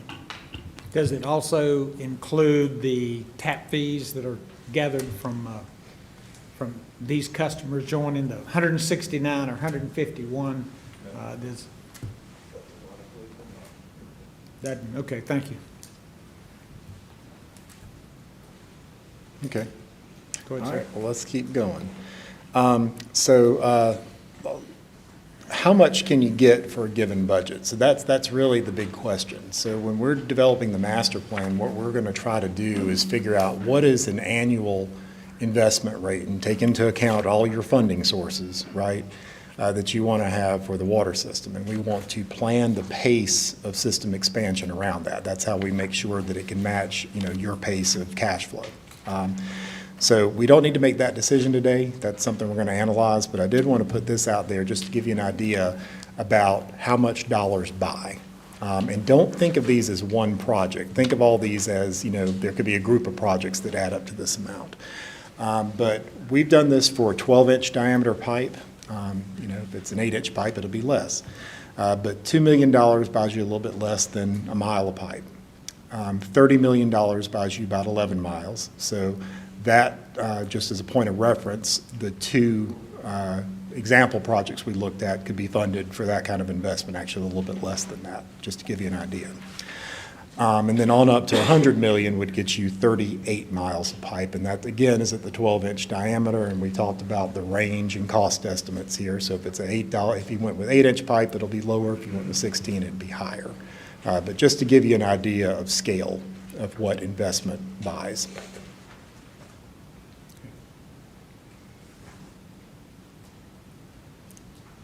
Okay. All right. Well, I'm going to turn it over, oh, wait, one more before Brian. So just some more things to throw in there about other potential costs, and we're going to cover these in the master plan. I'm pointing these out now just so that you know about it, that it's not in the cost that you've seen. We talked about these parallel mains for service on transmission mains, how we're going to have to build off a little parallel line for service connections. That's additional cost, right? It's more pipe. Ancillary system improvements, funding and finance-related costs, so it costs money to borrow money. The other thing is sometimes funding, like for example, state SRF funds can come with requirements like American Iron and Steel clause that can increase costs. That's not related to funding, it's related to the requirements they make you satisfy to borrow the money. And then all the other influences and factors we presented earlier, still hold true for these. So just meant to provide you kind of some baseline numbers to look at what dollars get you. All right. With that, I'll turn over to Brian. All right. The reason I'm going to talk about this a little bit more, we did have the consultant help us with this, but originally back in 2018, it was the staff that provided the board with an update on your water and sewer, and as part of that, there was a discussion and some information provided about the extension or expansion of the system. And there was some estimates that were given the board just to give you the order of magnitude so that you could see what cost may be. So just to go back, I want to show that. The one that I think Commissioner Rushing has been talking about, and we went back and found the map, which included this. This is the one where you would include both level 1 and level 2, which is considered your highways and sub-highways. This was shown as being total of 1,115,000 approximately linear feet of roads. Just for point of reference, that's over 211 miles of roads. So that's a lot of miles of roads. It was not suggested by staff that this is a project. We wouldn't necessarily recommend that this is the methodology you would take to extend water lines. This was just meant to give an example, an illustration of, well, if you were to select sort of sub-highways and highways, how could that be done, and give you a cost estimate on that. So just to show you what the cost estimate was for that originally, back in 2018, that was any range from a little over 61 million to 85 million. I want to point out that was really based on the Shoreline program at that time. So they used data that they had at the Shoreline program to come up with that high-level estimate. I believe they used 8-inch lines, and they used $55 per linear foot, but that was based on Shoreline costs. So what we did is we asked the consultant to look at this and say, well, what are our Shoreline costs today, and how would that compare? Well, if you were to use Shoreline costs today, what we've had to pay for Shoreline, that estimate would change from 88 million range, 88 million to 124 million. But I want to be very clear, this does not include a total cost of a project. Remember with the Yadkin, where the board got some bad news about how much things cost for the Yadkin? You were not necessarily shown all the components of that at the time. There's engineering, there's all things that you have to provide. There's land acquisition, there's going under the roadways and boring, and none of that was included in those original estimates. None of that. Because the Shoreline program is a different program. It's a voluntary request. You're not necessarily having to purchase easements from property owners because they volunteered that they want to be part of the program. But if you're developing a program where you're extending lines where folks have not asked them to be extended, you will have to obtain easements. Some folks may give them freely, some folks may not. But that's a cost that we're going to have to incur. Engineering costs are going to have to be included in that, as well as some of the other items. And so that we wanted to give you a more all-in cost range, and that's what I'm going to show you right now. And it's a big number, but that's because we want to be transparent with you so you understand if we were to move in a scenario like this, there's a lot of costs that go into that. So if you were to actually look at an all-in cost for doing 211 miles of roadways in Union County, it's estimated now between $374 million to $522 million. Now again, that's a high-level estimate. That doesn't mean that's what the construction cost will be. Until you bid the project, until you engineer it, until you obtain easements and bid it, you're really not going to know what the cost is. As Jace pointed out earlier, there's a 50% swing in there because this is so far off in the future. It could be as much as 50% higher, 50% lower, but it will not be an inexpensive endeavor.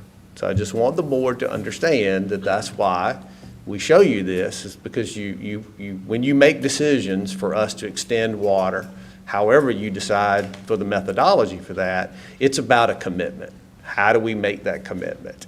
And I've said this before, the system needs to have a balance. When I say balance, we need to balance where we're actually providing higher density so that we can provide water in low density. If all you do is provide water in low density areas, you can look to the east and you can see one of our neighbors who all they did was provide water to low density. And their system's not in very good financial shape. They haven't charged their ratepayers enough to cover the cost of what it is to maintain a system which has low density. So as long as the board understands that, we're here to accomplish what you tell us to accomplish. So any questions for me? Yes, I think in these examples we've given, you can get into a scenario where you have to put a water tank in to maintain the pressure Yes, in sir. that area. Was that taken into consideration in those? So your estimates could need a water tank or Absolutely. And I know we pump water too. It's not just Yes, sir. wastewater we pump, so there's.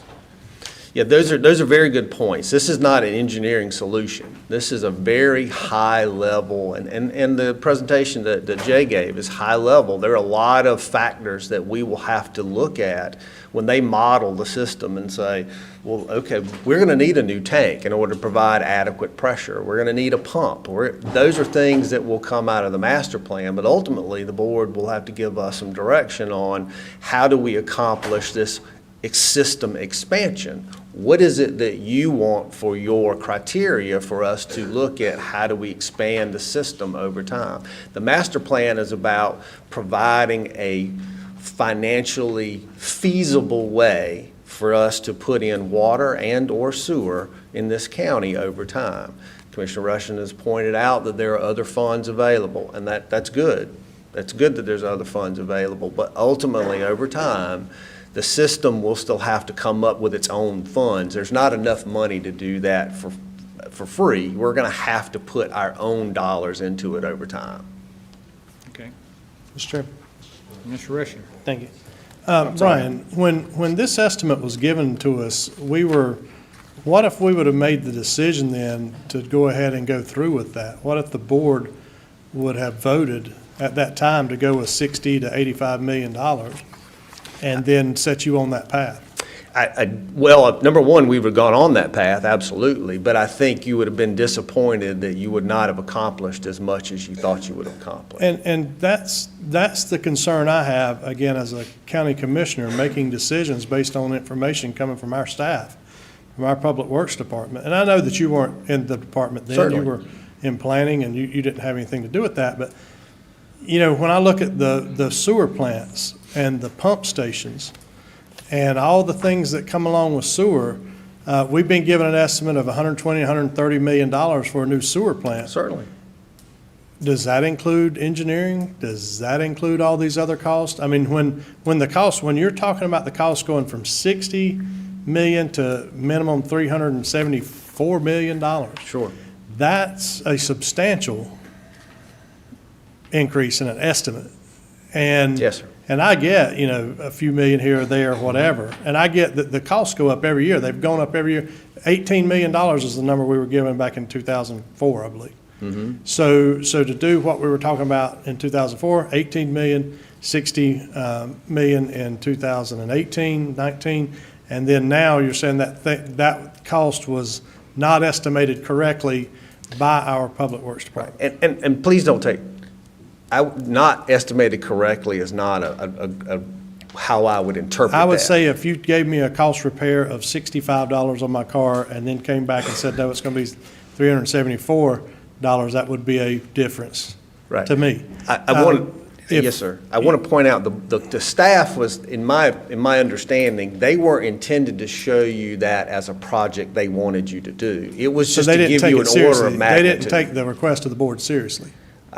I can't answer that. I can answer that. They didn't take the request of the Board of County Commissioners seriously. They just wanted to pacify us. And I thought at the time it was probably a way to say, okay, you don't want to do this, it costs too much. And we didn't have the federal funding. We can't get federal grants to do this. Sure. And at the time, there was no there. Now a federal grant's been dropped in our lap, and the money goes to 374, from 60 to 374. Right. You see my skepticism in this? You see my I certainly concern do. in this? I certainly do, but I also want to point out, we have an example where the board was not happy where costs were underestimated. So we're in a position where we can either give you what we think is a better cost estimate because it has everything in it. It's not going to be the cost. It's not. Until you bid it, you won't know what the actual cost is. But I'd much rather tell you that this is what we think it is, an order of magnitude based on all of those items, than underestimate it. Right. And then you'd come back and say, well, Brian, you did a poor job of Gotcha. estimating. So any project that Public Works brings to us in the near future, we could expect to multiply it by the same number as you multiplied that price. If you're doing a high-level estimate, it needs to have an understanding it could go up by a factor, and that factor could be as much as 20 to 50%, depending on what level of an estimate that is. So- Absolutely. 374 is 6 times the cost, 6 times the cost of the estimate that was given to us 3 years ago. Roughly, at the low end, yes, sir. So multiply at the low end on both, 60 million to 374 million is 6+ times the cost. That sounds about right. I don't have my calculator with me, but it's significant, yes, sir. Right. So again, if the sewer plant that you're proposing that we build, and we're going to be talking about building, was 6 times the cost that you've proposed, 130 million, 120 million, so multiply that by 6, is that reasonable?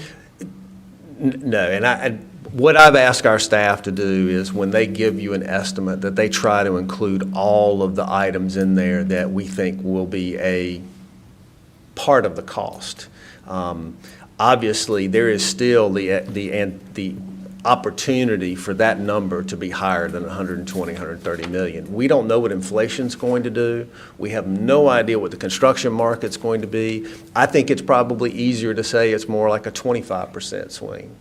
But when we give you a number, we are trying to factor into these cost considerations. Yeah. I'm just, like I said, I'm concerned because that $120 million figure was from 5-6 years ago, maybe. Absolutely. And honestly, when you do a master plan, and that's what this exercise is, it's all about giving you an estimate that we then have to update those estimates regularly so that you can see that your CIP can shrink or grow based on the amount of revenue that you're going to get.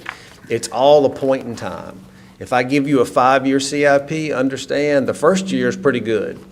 Year 5, it's really a guess at that point in time. Should this board be comfortable with estimates that are 6 times lower? Should we be comfortable making decisions from Union County Public Works? I don't think you have much of a choice when we're doing a master plan. The best we can do is give you the available data that we have when we give you the master plan, and understand that those are going to change.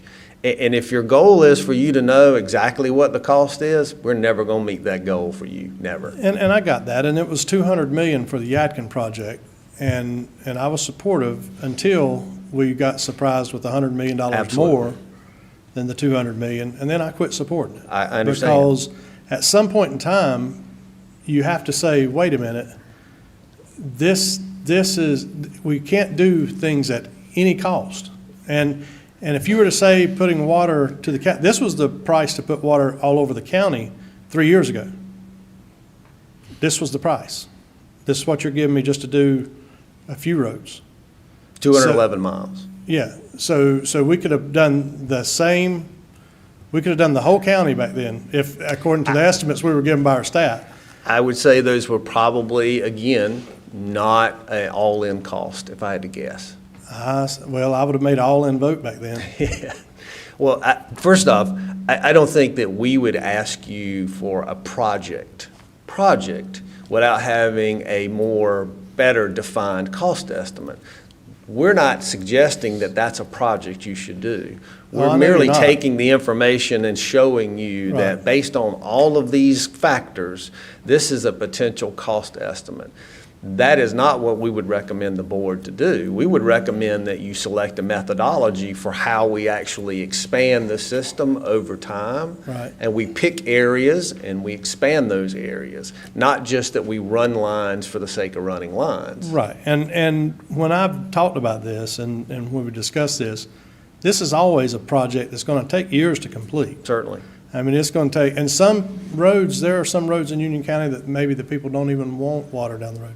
Because as you said, if water lines ran, you have to tap onto it if you build a new house there. So Correct. there are places that would be satisfied with what they have and not ask for it. And would not help pay for it in the self-help program. Developers wouldn't maybe even build there. But again, I can't feel comfortable making any kind of vote of any project of Union County Public Works when you're 6, 7 times off the projection because it wasn't taken serious enough that it was a direction that we were asking for. And again, if I'd have made the motion then to do $65 million, it wouldn't have done anything. I think you'd been disappointed. Yeah, I'd have been But- gravely disappointed, and so would the people in the county. Right. But that's the decision, I don't have a job at Union County Public Works. I don't work for Union County Public Works. The only thing I can do is ask questions and be given answers. So you're telling me in 2018, I was probably given a bad answer to a straightforward question? First off, I wasn't part of the question. I was here in the Right. county, No, but I didn't and understand the And I acknowledge question. that. You were not in that position then. I think that this would be my opinion. My opinion is, I don't think the staff interpreted that they wanted you to give them a project cost. I think they interpreted it that you wanted to have an understanding of what the cost could be. And what they did is they took the available data they had, which was a Shoreline program. And unfortunately, the Shoreline program, in my opinion, was not really, it did not include all the things that you needed to see. It just didn't. And I talked to Commissioner Presley, former county commissioner and builder who does water projects, not as many as others. And I've talked to other people who do water line projects. They kind of know when they go buy land, how much it's going to cost them to run that water line. Certainly. And they figure that into the price that they pay for the land. And so, again, if they were that far off, and they would definitely get rid of whoever was making those kind of decisions. Yes, sir. If they were 7 times off the cost of that project, that person would no longer be in business, and they would share that information with every builder that they could. I completely understand. I Okay. mean, I understand your concern. I think ultimately, and this is the reason for a master plan, is for the board to accept where are you going with your water and sewer system, and what are the projects that make that up. The cost of those projects in a master plan are going to change over time. The projects you do in the beginning are going to be closer to the estimate that we give you. The projects that you do at the end of the time frame for that are going to be a lot farther off on that. But it's ultimately about what is your philosophy of the next 20 years for this system. We can't plan yearly. A system can't operate yearly. You really need to plan for how long is it going to take to accomplish your goals over time. As we've talked about, it takes 8 to 10 years to build a sewer plant. It takes a long time to get water to the county. It took us years to get water here. So we can't plan 1 year at a time. We have to plan 10, 20 years at a time. Ultimately, if you accept the master plan as your plan and the projects are in there are your projects, then cost will change and we'll update those for you, but we'll continue to move down the path of putting that master plan in place. And I think that's the challenge that this staff has had to deal with in the past. You didn't necessarily consider that the master plan was your plan. And that's a problem. It needs to be your plan. You need to agree with its direction. You need to agree with the projects that are in there to be accomplished, because you have to have the long-term commitment to putting those in place. If every year we're debating projects, then we're going to run into the scenarios we did where we're out of capacity because we weren't ahead of the curve in getting that in place. But our staff does realize that we're in 4-year terms. I understand And that. we can't commit future boards to decisions that we make, Certainly. except for with this maybe, and then you just kind of guilt them into it. And so, again, the next board that takes office in December, there'll be 3 seats open and Certainly. 3 seats filled next December. It's, And that board can come in and say, we don't like the traffic, the roads are overcrowded, gas is $4 a gallon, we're not going to pay to sit in traffic, $4 a gallon gas to sit in traffic all day. We want 3 county commissioners to say, no more sewer, no more utility, no more public works projects, and boom, there we are. And, oh yeah, by the way, they're 7 times more than what we estimated they were. yes, sir. And that is always a dilemma that we face as far as the staff and our public works folks.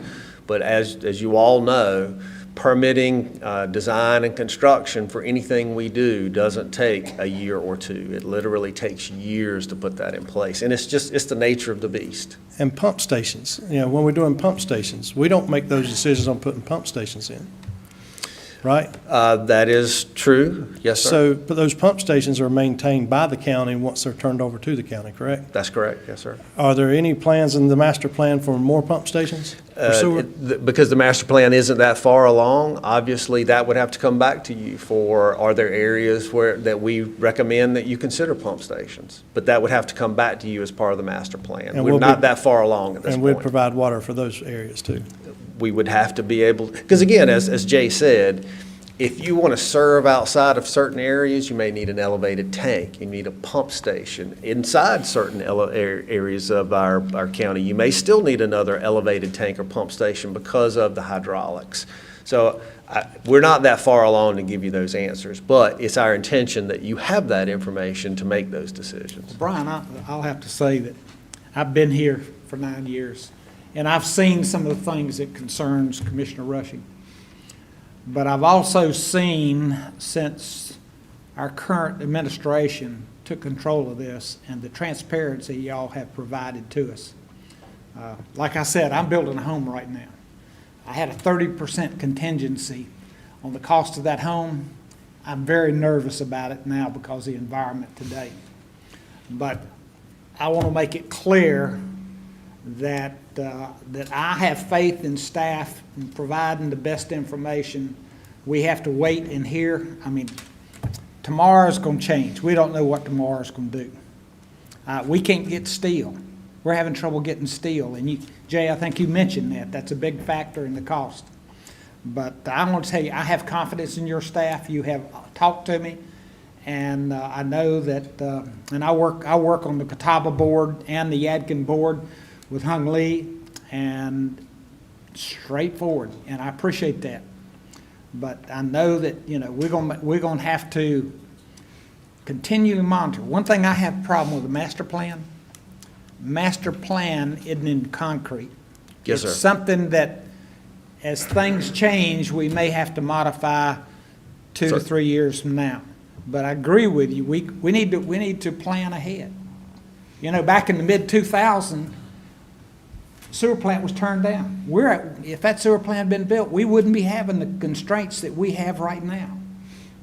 But, and for me to vote on something that, to move forward with this today, I don't feel like I'm binding the hands of future boards. I feel like it's my responsibility as a representative of the people to make the best judgment call that I can on how to move forward with this county.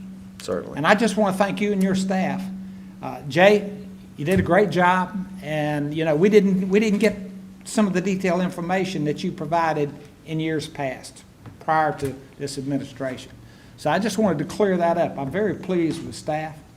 I have a lot of value in staff, and I think, And Mr. Chairman, if I might, again, Brian, you and I have talked a lot, and I have complete confidence in what you say to me. Yes, sir. I'm not by any way questioning your information given to me, because you've Certainly. always been straightforward and honest and answered the questions like I've asked, and even today you're doing that.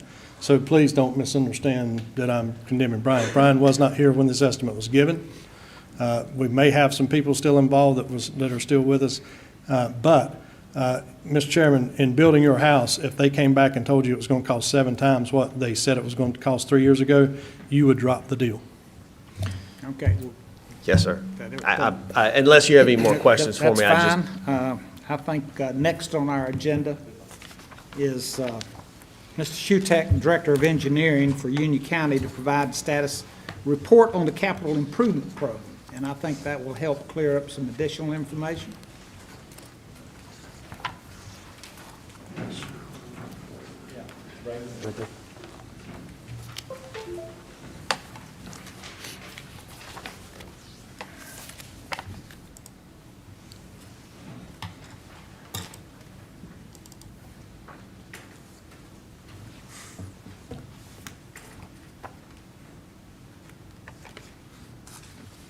All right.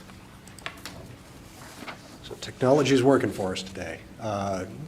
Chairman, Commissioners, Mr. Manager, thank you for the time today. I'm just going to be running through over the next 45 minutes or so, just giving you an update on our capital improvement program. So today we'll talk about the capital improvement program and really the 3 pillars that we work under, which is water, wastewater, and then renewal and replacement. So what is our capital improvement program? It's really the outcome of the master plan process, which we've spent the last couple hours talking about, and it covers projects under water, wastewater, as well as our facility infrastructure. Budgets are allocated every year, but as part of that process, we do give you a 5-year look ahead so you can see what's coming. What you see here is the budget that was presented for FY22 and then the 5-year look ahead. Totals about $406 million over the 6-year window. And as you can see, it varies year over year, but averages about $68 million a year.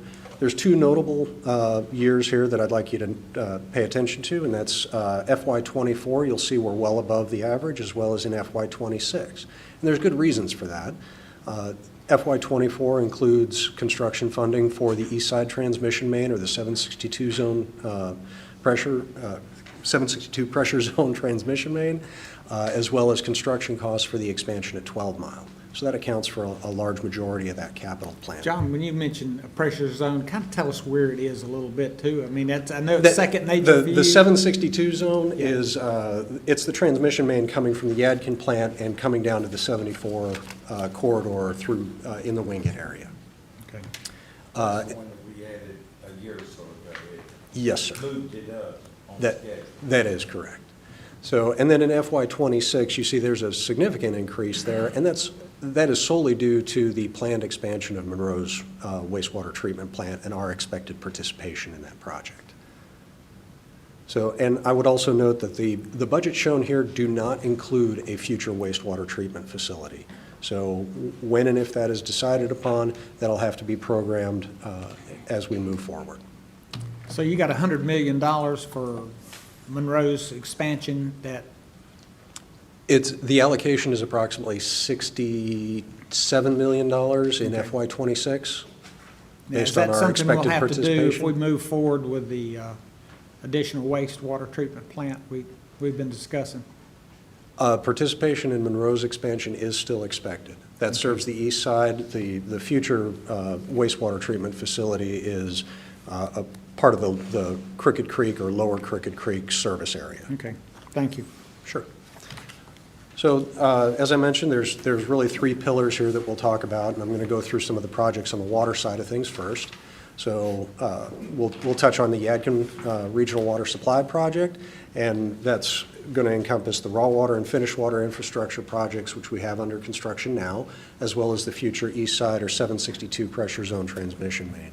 We'll also talk about the 880 interconnect, as well as the 853 transmission main improvements. So on the Yadkin Regional Water Supply Project, as you all know, this includes the intake and pump station on Lake Tillery, our raw water transmission main, shown in the dashed purple line there, to our water treatment plant located at New Salem Road and Lawyers Road, and then the finished water transmission main, which is shown in the solid purple there, just under the text that says 853 East. The future east side transmission main is shown in that short dashed purple line running down from the treatment plant to the Wingate area. Now, the portion we currently have under contract, the guaranteed maximum price for that is $274.1 million, with an overall program budget of $303.8. We're expecting substantial completion or contractual completion in May of '23, with final completion in November. And the lag between substantial and final is largely driven by some work we have to do in Lake Tillery, where we're not allowed to be in the lake until later in the fall. So just detailing this out a little bit more for you, showing that $274.1 million GMP across the raw and finished water projects. There was also an escalation allowance included in those contracts that was authorized last July, totaling $2.7 million. So that gets us to just shy of $277 million. That is considered the total GMP cost, and that was authorized last July, as I said. Where we stand today, we're still within that contractual amount. The table that you see below is the ancillary items that we have to include in the project. Program management, so these are consulted services to help us manage and oversee the project, as well as the fiber optic communications that's necessary so that the intake can talk to the water treatment plant and get all that information back to a centralized location here at the Government Center. It also includes land acquisition for both fee simple and easements, as well as permitting, legal, and costs associated with our interlocal agreement with the town of Norwood. So it brings our total program budget up to $303.8 million, as I mentioned previously. Where we stand today, we're running about $100,000 over that total number, and that is due to land acquisition costs as we're moving forward. As you note, the asterisks there, these are ongoing activities. They're not yet complete. As we move towards completion, we'll know that final number. Just to give you a few details here, the picture in the upper right is the intake, rendering of the intake facility and pump station. And the image in the lower left is the route of the raw water transmission main, which starts at Lake Tillery, moves through the town of Norwood, through Stanley County, into Union County, and ultimately terminating at the water treatment plant. As I said before, the GMP for the project is 156.2. With the escalation allowance, that brings it up to the 157.6. We have been under construction for over a year now, have had no change orders to date. However, we are projecting substantial completion to be about 8 weeks behind, and this is due to delays in obtaining an erosion and sediment control permit through the state. I will note that substantial completion date was previously further out in time. It was in early September, and we've managed to pull that back at least a couple of months since we've moved forward with construction and really got things going. So we are working to make sure that schedule gets back in line with that anticipated May 2023 date. Now, are we going to finish May 2023? Probably not. Are we going to finish at the end of June? Probably not. It's going to be somewhere in between, but we're working to bring that back. Just a few images here. So on the right, you see the fully excavated wet well, and on the left here, you see what's called the boss well, and that is where the microtunnel machine will be launched through to drill out into the lake bed and pull the intake piping out into the lake. On the pipeline side of things, what you see on the left here is your typical pipeline construction. So the easement area is cleared. They'll test drill for rock, and if they need to blast, they will set those charges, set those blast mats as you see there, and then go ahead and excavate for the pipe installation, which is what you see on the right-hand side here. So, and what you're seeing there is just the gravel bedding, the 42-inch diameter steel pipe. You've got your trench box there, and then the means of ingress, egress, so personnel can safely access that trench. And thought you all might enjoy this. The raw water transmission main's 30 miles of pipeline. It affects a lot of people. And in this particular case, we had a work stoppage, so the contractor had to go around this area. Pipe sat there for a little bit, and the occupant of the home expressed his interest in getting that buried in a rather creative way. But we are maintaining good relations with the folks that this impacts. Overall, we've got over 300 properties that we're impacting, so there's going to be issues that come up, and we're addressing those as they arise. Moving on to the finished water side, over here in the upper right, you can see the water treatment plant. As that facility comes up out of the ground, right off of New Salem Road, you can see the contractor trailer area, as well as the staging area on the left side of the access drive. As you move up on the picture, you can see the raw water tank taking shape on the left, and then as you move over to the right, you can see the footprint for the admin building with the process train behind it, and then the electrical and finished water pumping areas beyond the process train there. And all the way back up in the upper left of the photo, you can see the finished water storage tank. As you move further to the right of the access drive, you can see the footprint there for the maintenance building, the chemical building, and then all the way off on the right of the photo, you see the reclamation basins. How, your raw water storage tank, how much does that hold? 6 million gallons. And how long is that good, should you have an interruption in the pipeline? Well, that would depend on the production rate at the plant. It's rated for 12 MGD, so if you had the pedal to the floor at the plant, that would be half a day. Does that make sense? Yeah. And just touching on the image here in the lower left, similarly, this is the finished water transmission main route. And this runs from the water treatment plant along the New Salem Road, transitioning to Bauckham Road, and ultimately on the Roanoke Church Road alignment, crosses the bypass and then ties in at Rocky River and Seacrest Shortcut. Of particular note, we do have interconnects with this, so this is going to supply our existing infrastructure at Old Camden, Morgan Mill, Sykes Mill, 601, and Ridge Road. So we have a total of 5 interconnects with the existing system. And this will allow us to feed the 762 pressure zone, or that zone that feeds the eastern portion of the county through that connection on Old Camden. And I'll get to that here in a minute when I talk about the 762 zone project. We do have a change order in progress for this, as we're driving some of the required infrastructure for the east side transmission main, or that 762 zone transmission main, into this project so that we can get it done while they're mobilized, rather than going back in and tearing things up and kind of having to Band-Aid things in. So that is coming out of that escalation authorization, or that $1.3 million that was authorized for the finished water project. And this project is on schedule, so if you look at it in isolation, this one's moving along just fine. However, it really is driven by the raw water project, because you can't start the plant up until you have raw water from the lake. So we're looking at ways to make sure that we get water to the plant so it can go through its startup and commissioning phases and maintain our project schedule. You have to excuse me, I'm getting over a sinus thing, so if I pause a little bit, please bear with me. What you can see here are just some images of the ongoing construction. So on the right, you can see the process train coming up out of the ground. They've poured the slab.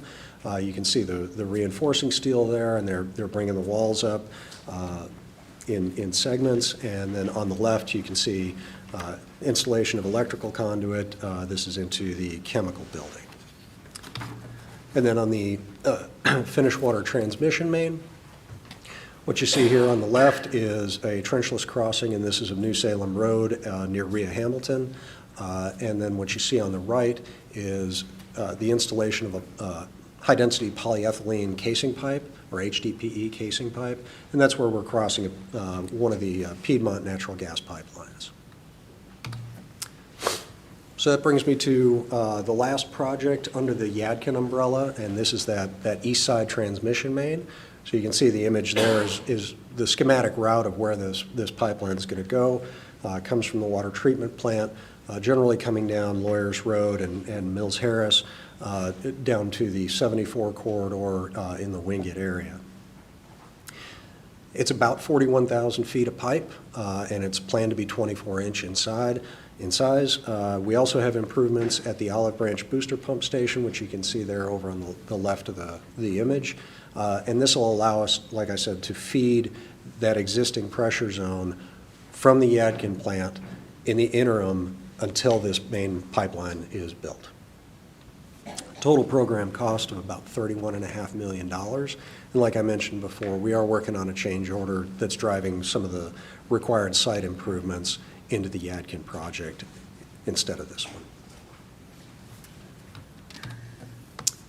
So I guess I'll pause there real quick. I know that the Yadkin project is a huge investment for the county as well as the related east side transmission main. Any questions that I can respond to? John, Yeah. that Marshall tank that's showing on this map, that's the tank that's across from Pilgrims. That's the Union County tank outside of Marshall, not the Marshall tank Yes, sir. in downtown Marshall. Yes, that is our facility, not Marshall's. All right, well, moving on. This is another project primarily related to our water capacity. One of the issues that we identified with the Yadkin project, as it was delayed in getting started due to the IBT issues, was our ability to meet peak day demands. So what we've actively pursued over a number of years are interconnects with our neighbor, Charlotte Water. We have one in place already for the 935 zone, and this is the second piece of that, and this will serve the 880 zone if need be. This project includes about 1,400 feet of 16-inch piping, so it's a large diameter line fully capable of serving the 880 zone should we need it. Overall project cost of about $1.5 million, and like I said, it'll supply the 880 zone peak day demand. That's about 4.5 million gallons a day. Our interconnect with the 935 zone will supply about 1.4 million gallons a day. Important to note here, you can either do one or the other, not both. So we wouldn't be taking water to serve both those pressure zones at the same time from Charlotte Water. Their system simply couldn't sustain it. We do plan on construction starting here in late December or early January. We've had a few struggles getting this started, and this is really related to obtaining the precast vaults that are needed. This is just a supply chain issue. But we expect this to be done early 2022, so first quarter. Won't take too long to get done once the materials are delivered. Mr. Chairman, quick question, please.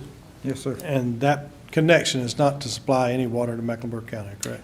That is exactly the next point I was going to make, because if you look on the picture there, you can see it says 960 zone, and that's Charlotte Water, and then 935 and 880, those are the service elevations. So just by gravity, Charlotte Water's service elevation is higher than ours. So even if you had nothing controlling the interconnect, water would move from Charlotte to Union, not the other way. These connections are also set up with backflow prevention. So if there is, let's say, a catastrophic event on Charlotte Water's side where a pipe breaks and it's open to the atmosphere, water can't move backward from Union to Charlotte. Additionally, there's no pumping facilities in place. So we physically don't have the ability to push water from Union to Charlotte.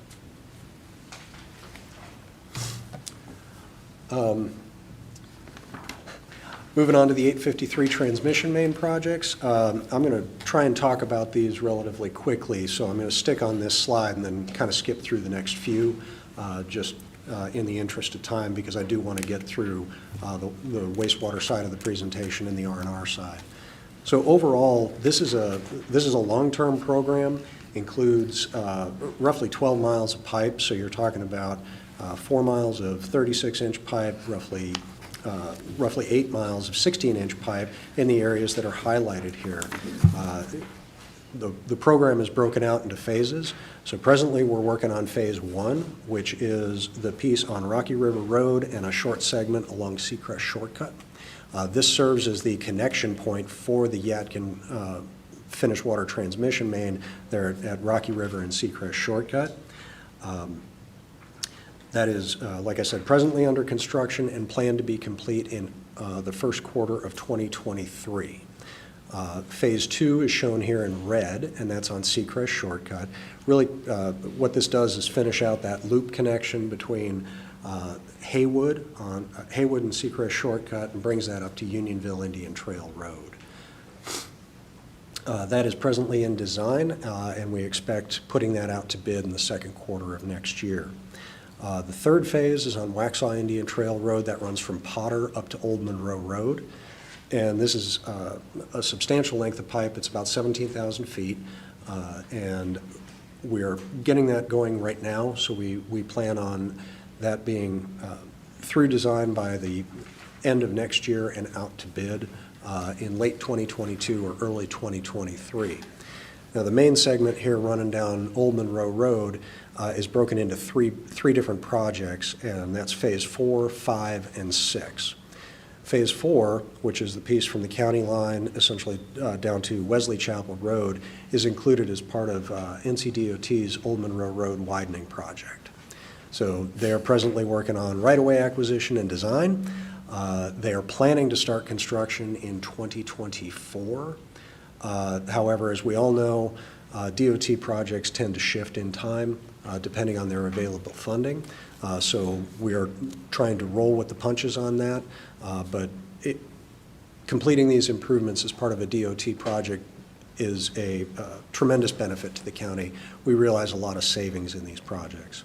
Isn't the line between the Yadkin and the Catawba run right along that as well, a little bit to the left of Monroe Road?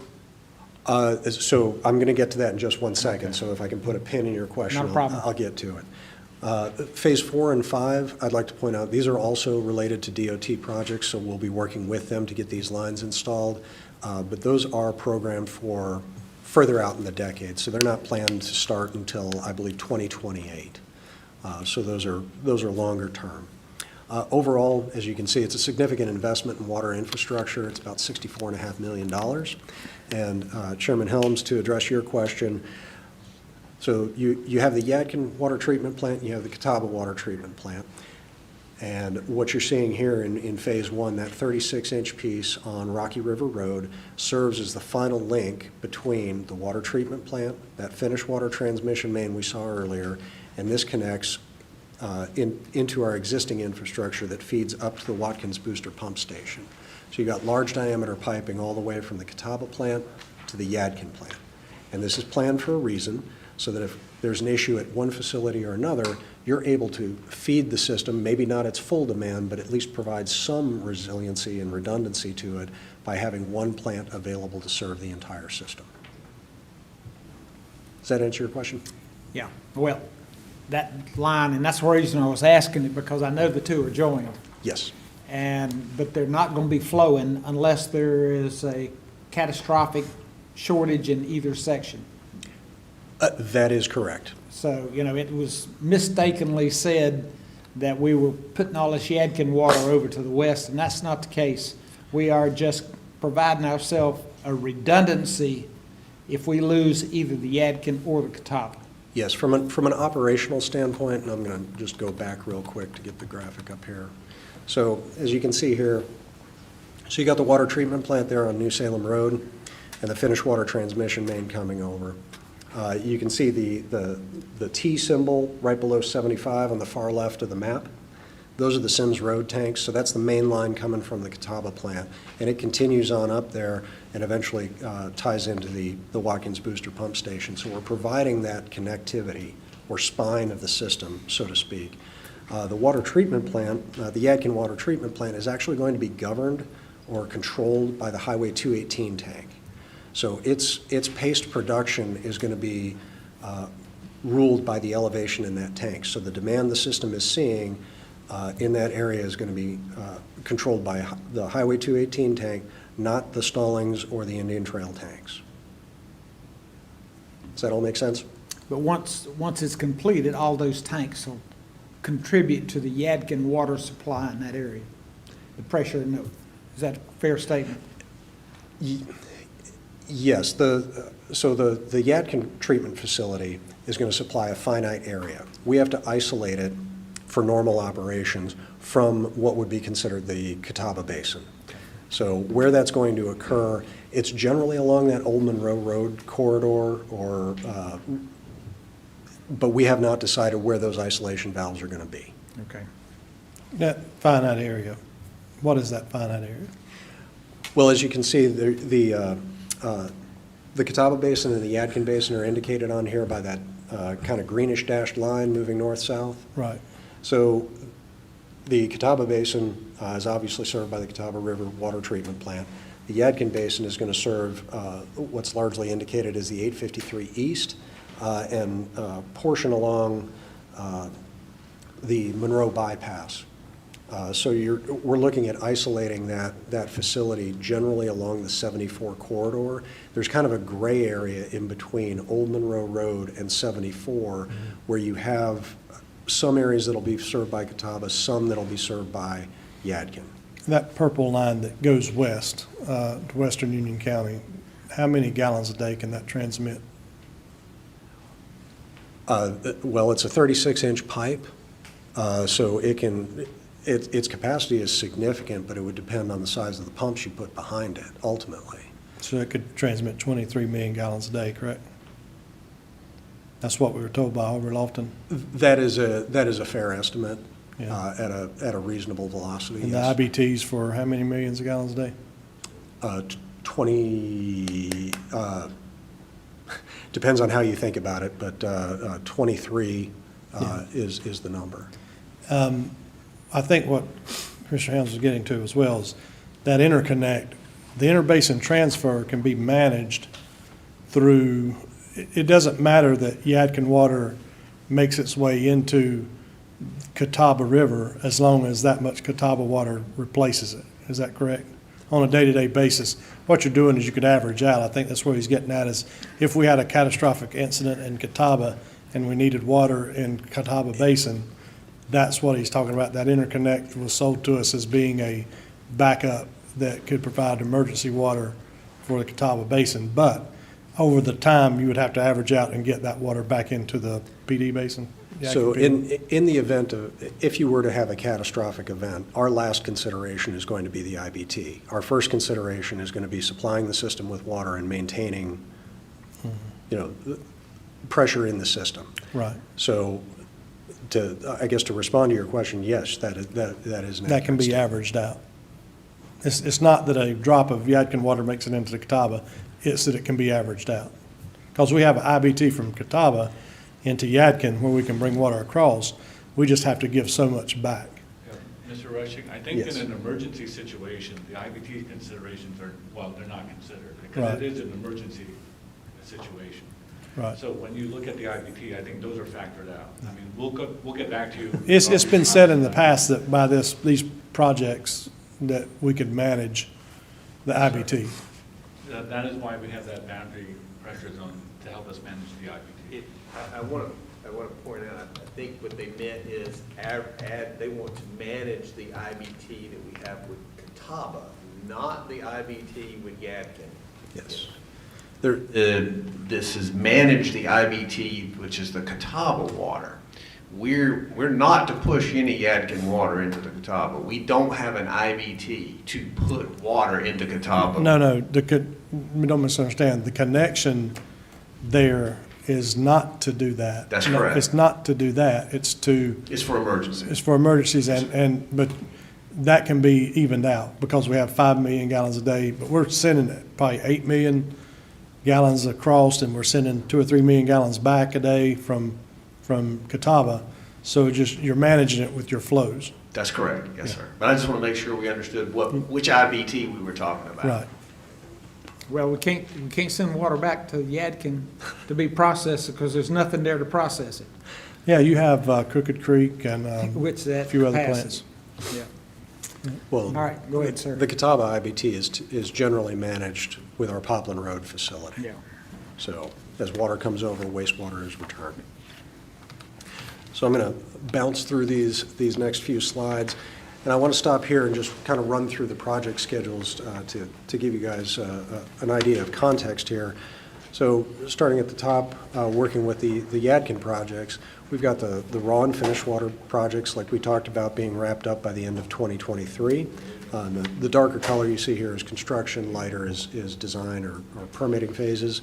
And then we've got the east side or 762 pressure zone transmission main, looking to move that into construction just ahead of the completion of the Yadkin project so that those improvements at the Olive Branch booster pump station are complete and ready to serve by the time the plant's fully online.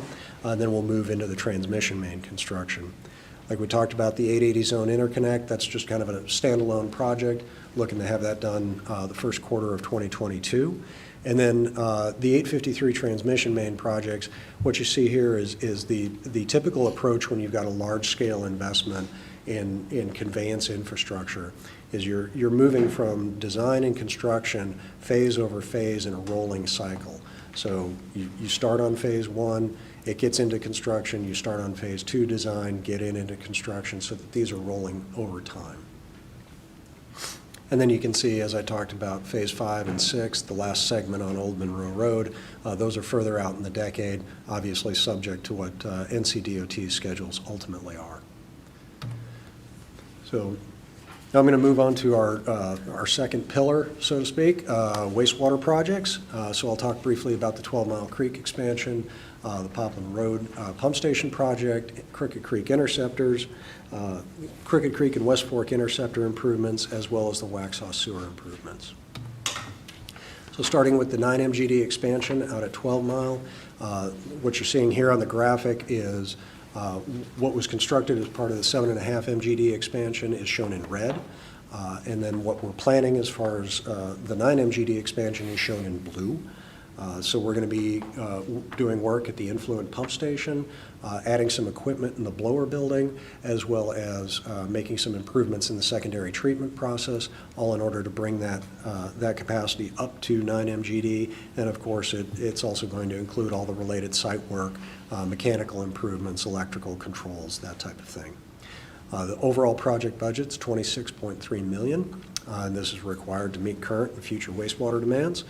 We have made a consultant selection, and we are in the process of negotiating the scope and fee for the design services. So that'll be coming forward for the board's consideration as most likely the first meeting in January is what we're expecting. 26 million's all inclusive? Design? That includes design and construction. Next, we've got the Poplin Road pump station interim. Before you take off, Yes, sir. we just went from 6 to 7.5, Yes, sir. and it was supposed to last us till 2030. Yes, the next expansion at 12 Mile was not programmed until much further out in time. And so I'll call it a wag, because it's nothing scientific about it, just a wild ass guess how long that 1.5 million gallons will last. That's a very difficult question to answer. That's why I asked for a wag. I think Brian reached for the microphone same time I did. I think he's going to say what I was going to say. I'm going to tell you that sooner rather than later, we're going to need to consider the expansion from 9 to 12. And the reason for that, you can look at the projects that we are giving you on your report, and there's a significant number that are in the wings waiting for capacity. That doesn't mean that all of them will move forward, but as you can see, people are anticipating that capacity will be available. So this board is going to have to consider an expansion from 9 to 12, and I'm going to say probably before this expansion is actually online and actually completed. You'll have to consider planning for and budgeting for the other expansion. All right, he's not going to say what I was going to say, so if I can add. Yes, sir. Because I think this answers some of your question about the duration for which that expansion would be good.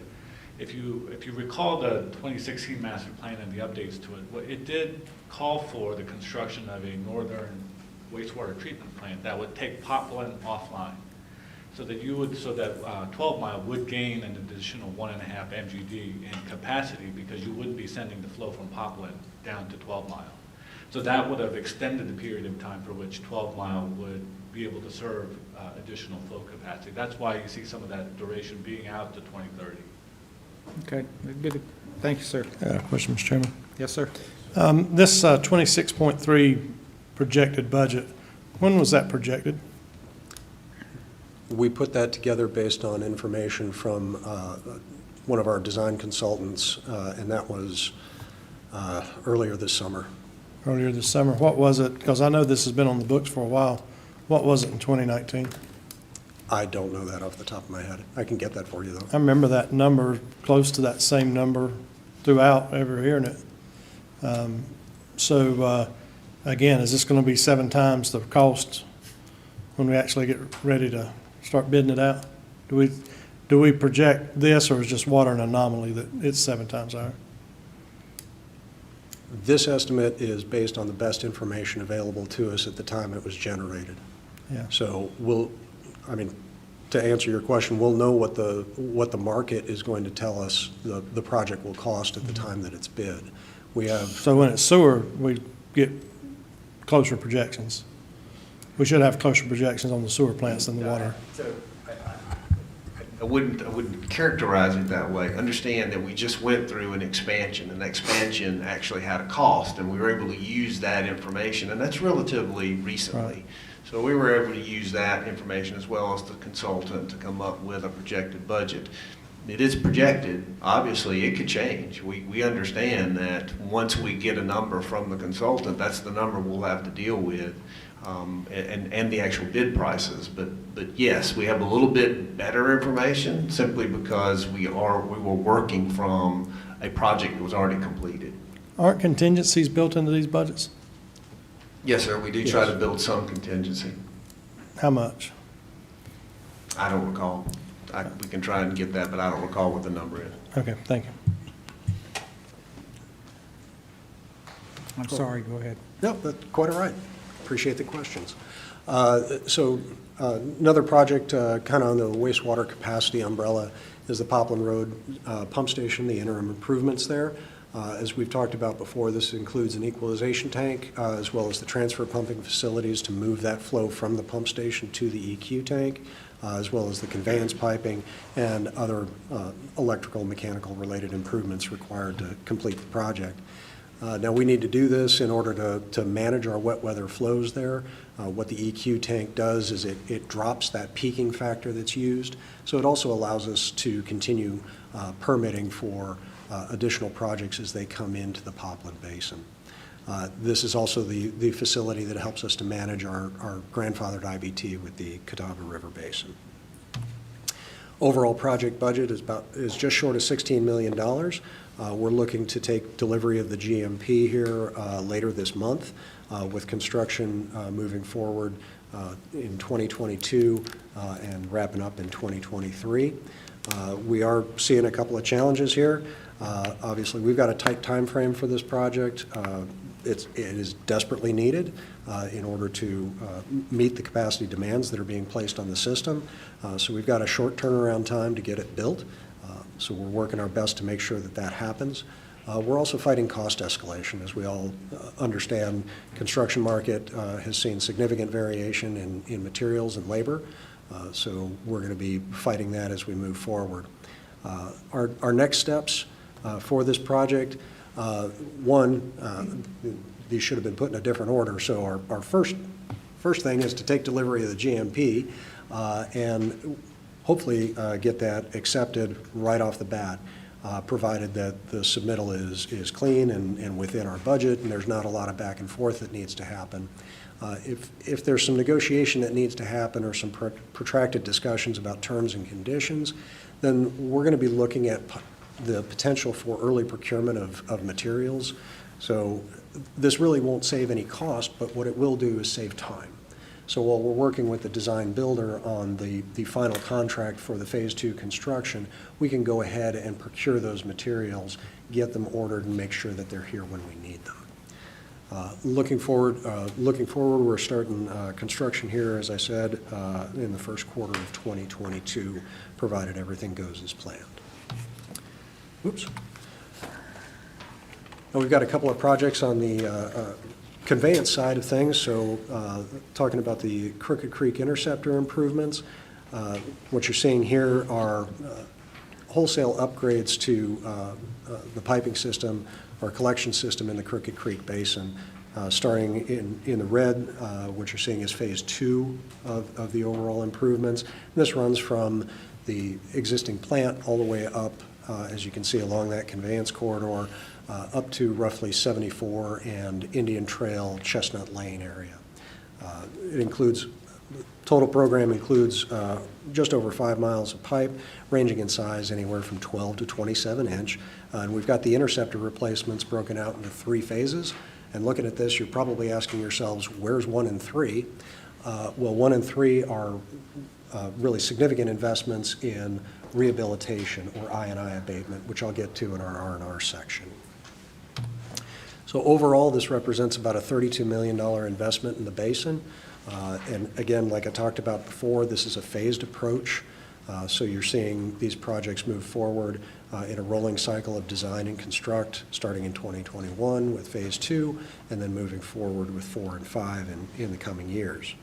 Again, we're going to be fighting the construction market just due to materials and labor costs. And our next steps are really focused on Phase 2 and getting that design and property acquisition complete, moving forward with advertising and construction in the second and third quarter of next year. We also have a couple of developments that are waiting on this improvement project, so we're doing our best to make sure that that schedule is met or beaten. Next, in the conveyance sector, we've got the West Fork improvement projects. And this is an interceptor running essentially from Whittington Road on up the West Fork of the 12-Mile Creek up to the Brookhaven Pump Station. It's a little over 5 miles of piping, ranging in size from 8 to 24 inch. And what this project does is, one, it increases our operational efficiency by removing 3 pump stations from service. And while removing those pump stations from service, it frees up capacity in the East Fork. So that discharge point that you're seeing, the Poplin Road force main over there on the right of the image, that discharges into the East Fork. As we pull flow off the East Fork, it allows that continued use of the interceptor. Project is under construction now, a project budget of $14.5 million, planned to wrap up in mid-2023. Again, we're struggling with the material and labor markets. This isn't so much impacting cost at this time, but schedule. So our goal here is really just to complete construction on the project and get it in service as quickly as we can. Quick question on that. How much is that is going to be funded by developers? Like there was a, I remember years ago when we were talking about the easement acquisitions, things like that, that we were told that that some of this at least was developer funded. Is that accurate or not?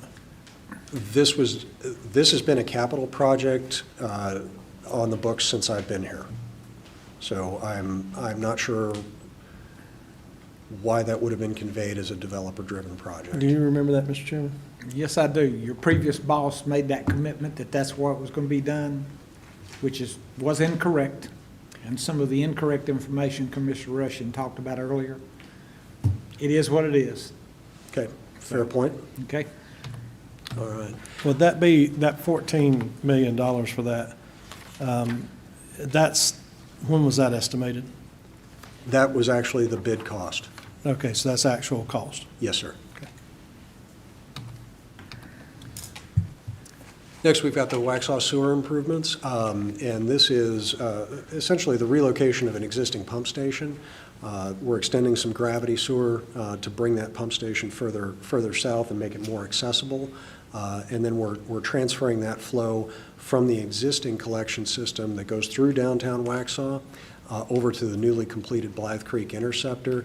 If you all recall, this was the outcome of the 2018 Waxhaw Master Plan study. So this was the preferred solution to that, and it'll alleviate the capacity constraints in the Waxhaw collection system. It's presently under construction. We've got a total program budget of $6.5 million, planning to wrap up construction late next year. And again, fighting material and labor markets and impacts to schedule as far as getting delivery of materials and making sure crews are available to do the work. So On the wastewater project schedules, again, here you'll see the significant kind of standalone projects, the expansion out at 12 Mile Creek and the Poplin Road interim improvements, and then the interceptor improvements in Crooked Creek. Again, you see that rolling approach where you're moving through design and construction. And then just the last two there, the West Fork and the Waxhaw sewer improvements, you can see where we're planning on wrapping those up. So my last bullet point here, and I'm running short on time, so I'm going to try and go quick, is renewal and replacement. So I felt it would be beneficial to talk about what it is and why we do it. What it is really the assessment, planning, and the implementation of projects or repair activities to achieve the greatest level of service for the lowest overall cost. So if you don't maintain an asset, operating costs go up. And basically, in concert with that, your level of service goes down. So you need to invest in what you have and maintain it. Because once those operational costs reach that plateau, you trigger a significant capital investment in order to fully replace that infrastructure because it's no longer serviceable. You'll hear this in conversational speaking of deferred maintenance. The way I like to think about this is you go out, buy a new car, and rather than change the oil filters and rotate the tires, you just run it until it breaks. Once you drag it into a mechanic, it's going to cost you a lot to fix it. So this is really just maintaining what we have.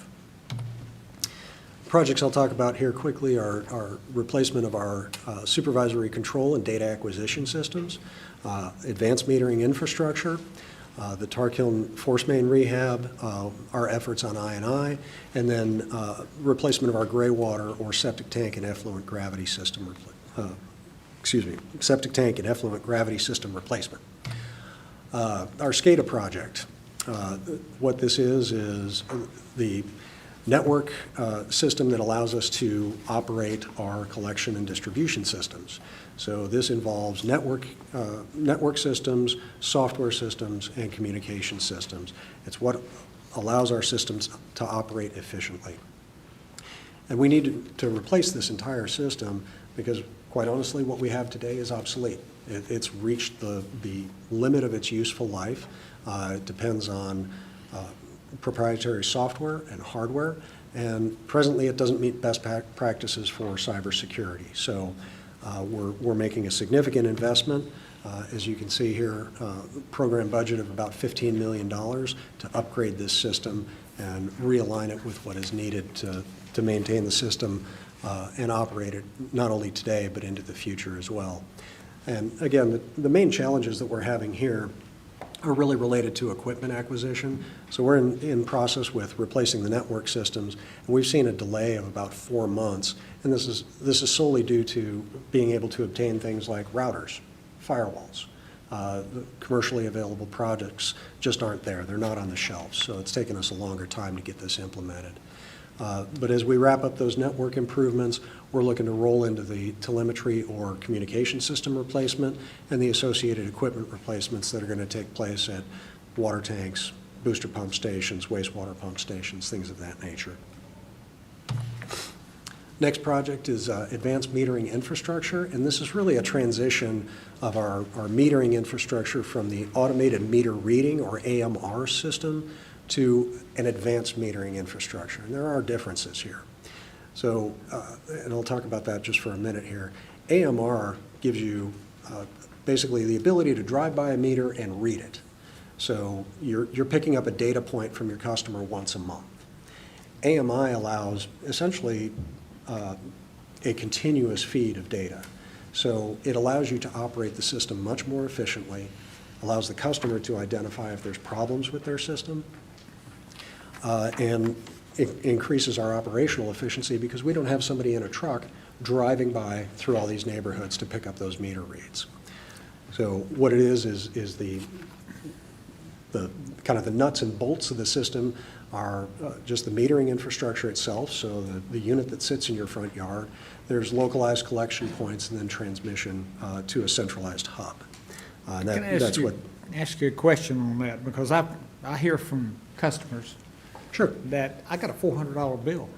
Mm-hmm. And will this allow this metering system allow us to pre-warn that you got a problem that's creating excessive use at your location? Yes, so the customer portal system allows users to sign up for notifications. So if you have a typical daily use and all of a sudden you're exceeding that, something that might indicate a leak, the customer can receive an alert via either email or text, something to that of that nature. So yes. Great, thank you. Oops, sorry. So as I was talking about, this includes, just to give you an idea of what the infrastructure actually is, you've got the meter out in the front of your home, really not much different than any other water meter you've ever seen, other than the fact that you have an electronics package that sits on top and then a transmitter that's mounted into the lid of the box. It transmits that data to a localized collection point, and then it's transmitted to either a cloud-based network system or to a centralized location if it's proprietary, such as the government center or the operations center. Overall, we're looking at about a $17 million investment in the system. We are wrapping up contracting now and looking to move forward with implementation in 2022, 2023 timeframe. Really, the challenges here are going to be, again, it's the availability of the equipment. We have lots of endpoints for this, so making sure that we have the meters on hand as well as those bolt-ons to retrofit meters as needed. Then moving into the kind of away from the technology-based stuff and into our collection system, we are presently working on the rehab of the Tar Kiln force main. This is about a mile of force main piping that's being rehabbed generally between Newtown Road and Joe Kerr Road. This is the conveyance corridor where we have the ability to transfer flow from the 12-mile plant over to the 6-mile basin, which is treated by Charlotte Water for us. This pipe has experienced multiple breaks over the years and really has gotten to the point where it necessitated a full-blown rehabilitation of the pipeline, just so we can maintain continuous, safe, and reliable operations. We are presently under construction. You'll notice our construction cost here is $1.3 million. Our budget was 1.7, so this was a bit of a success story as far as the dollars. Not much of one, but we'll take them where we can get them in this environment. We're planning on wrapping up construction here as we move towards the end of November, beginning of December. We have seen a schedule delay of about 2 months, and this was due to the contractor not being able to get the lining material delivered in time. So we're very anxious to put this back in service. As you know, this helps with the numbers at our 12-mile plant, as well as us being now in what's considered the wet season. So we wanted to have this in service back at the September timeframe. We're pushing into November. We've gotten fortunate with the weather, but hoping that we can get this wrapped up here post-haste. Is this the concrete pipe with the water infiltration problem? No. That's another one? That is a different project that we're working on, and I'll cover it under the I&I discussion, which is right here. So I&I, what is it? It's inflow and infiltration. Inflow is considered a direct connection into the sanitary system, so it's downspouts, it's yard drains, things like that. Infiltration, Commissioner Helms, that's what you were just talking about.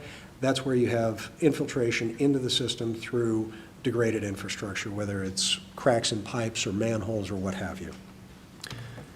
So we look at this comprehensively basin-wide. So what you're seeing here are the basins broken down, starting with 12 Mile Creek, obviously our largest service area. We've got over 400 miles of pipe, roughly 11,000 manholes, and 40-plus miles of pressurized piping or force mains. And in the Crooked Creek Basin, you can see we've got about 90 miles of pipe, just under 2,000 manholes, and about 5 miles of force mains or pressurized pipe. So the approach for I&I is really to monitor. So you want to check what your flows are in the pipes. Then you have to go and inspect the pipe itself. So you take the flow data, identify the areas that have the most significant response to rainfall events or surges. Then you go and inspect those areas, identify the repairs, complete the repairs, and then you move to the next sub-basin.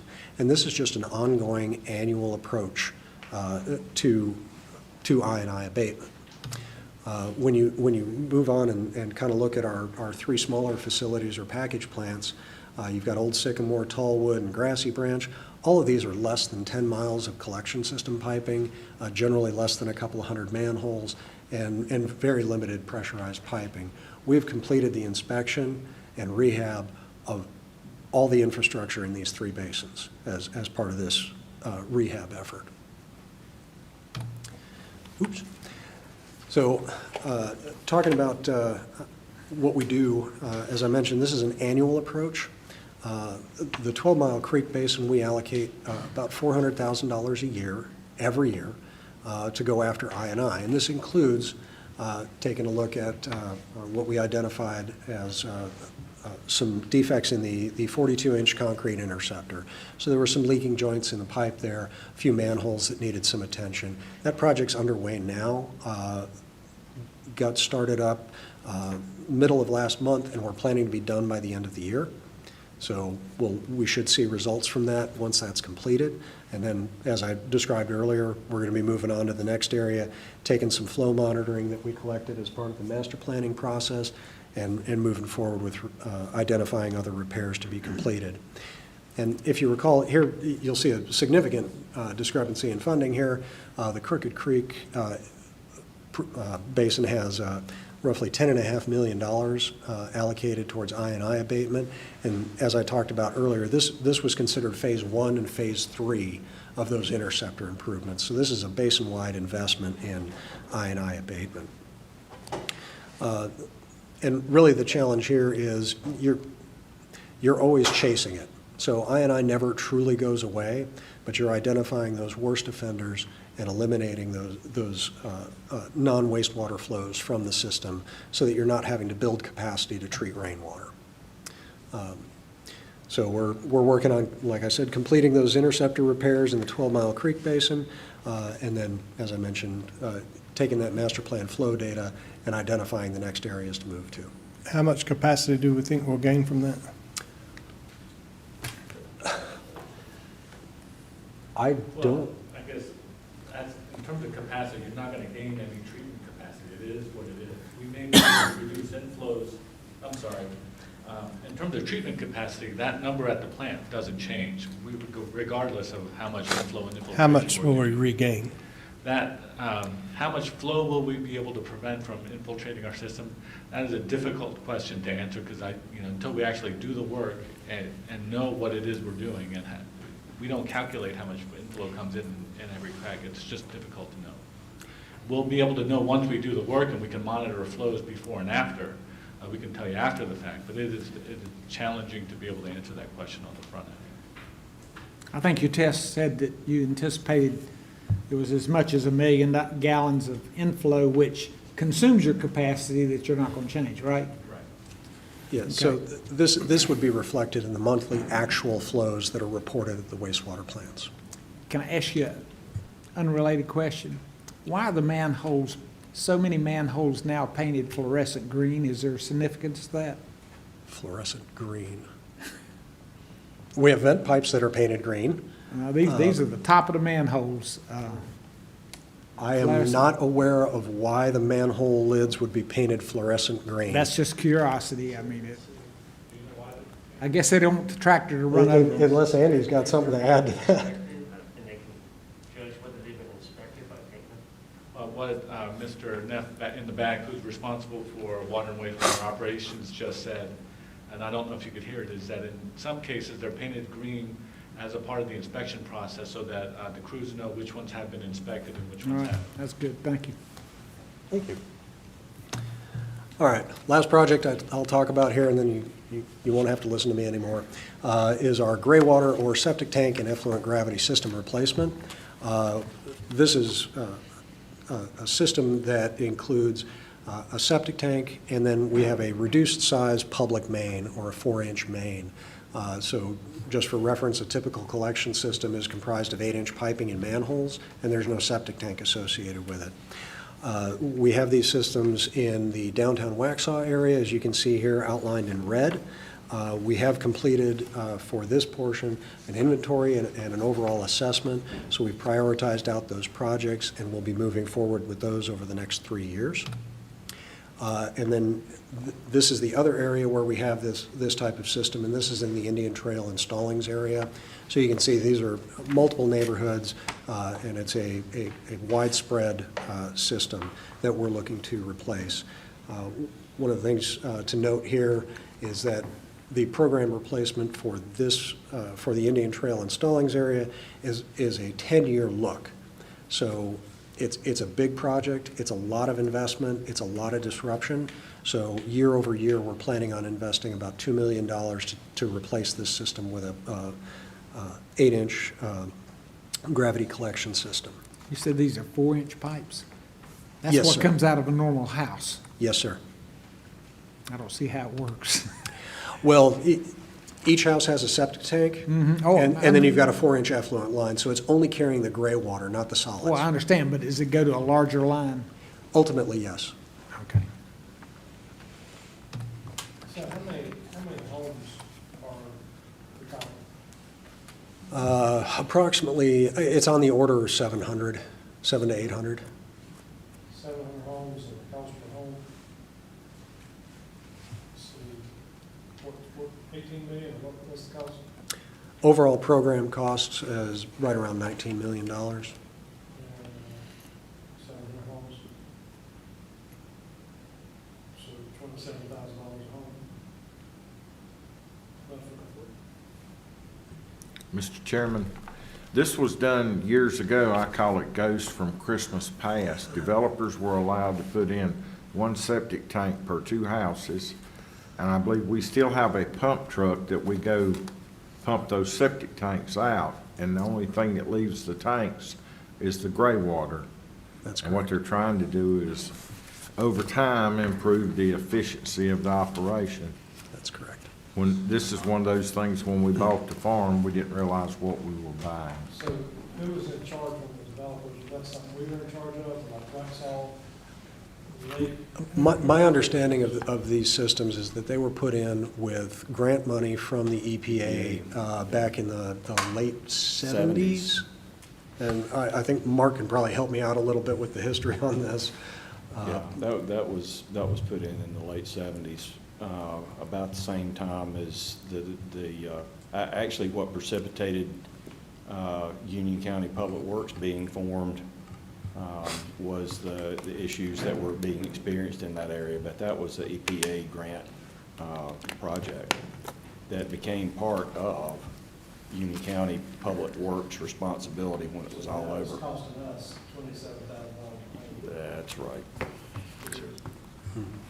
And with that, okay, the towns that these are in, each got grants in the CARES Act fund. Have we reached out to them to see if there's any interest in participating? Yes, sir, we have been having some discussions with some of those municipalities have indicated some interest in participating. We haven't worked out those details. We haven't provided them with any project information and/or cost. It's all in the preliminary discussion at this point in time. Of course, you're aware we had some elections last week. They were interested in seeing how those played out before staff started getting down into the weeds on project detail and specific costs. But Union County staff is continuing to have those discussions, and we will continue to hopefully make progress in that regard and bring that update to you as soon as we have it. Are the homeowners being required to chip in? No, sir? Solid funded through It's funded through the system, yes, sir. Do they pay sewer rates, these Yes, sir. homeowners? So they are contributing, okay. So we've completed one project in the Cherokee Woods neighborhood. Presently, we've got a contract in process for the Brookfield South and the Stallings Park neighborhoods. And we'll be moving forward with the design of several other neighborhoods here moving forward as we roll into the next year of these. John, can you go back to that Waxhaw? Yeah, so with the Waxhaw piece, you're familiar with all the commercial retail development that's happened in downtown Waxhaw, and you can see those red lines, especially on the north side of the railroad tracks there, have the current uses of some of those buildings have really stretched the limits of those pipes. Brian and I have had conversations with the town manager, and Brian, I can't see Brian, he's over there. Waxhaw has contributed into some of the engineering analysis and engineering work necessary to correct those, correct that situation. But so they are actively participating in that process. Is that behind the red line on Broom Street, is that the apartments that were built back in there, or further up? The apartments is that vacant piece of land on the left side of that long red line. But all of those businesses that are along Broom Street there feed into that red line. So you've got a number of, but you got some microbreweries and tap houses and a lot of restaurants that, you know, where those buildings were previously art galleries and low-use retail. It's a more intensive use at this point in time, but they're participating in funding. Could be some new growth too, right? I mean, that 700, it could be 1,100, depending on how many apartments are there, or is it just? Yeah, I think those apartments were not fed into this line. I'm pretty sure they went into a separate line that fed into that green line that you see. So they wouldn't be included? Yeah. I was trying to see if the price would go up. No, this is, there's really, I'll just make a blanket statement. There's no opportunity to really add any additional capacity into those red lines because they are overtaxed the way they are.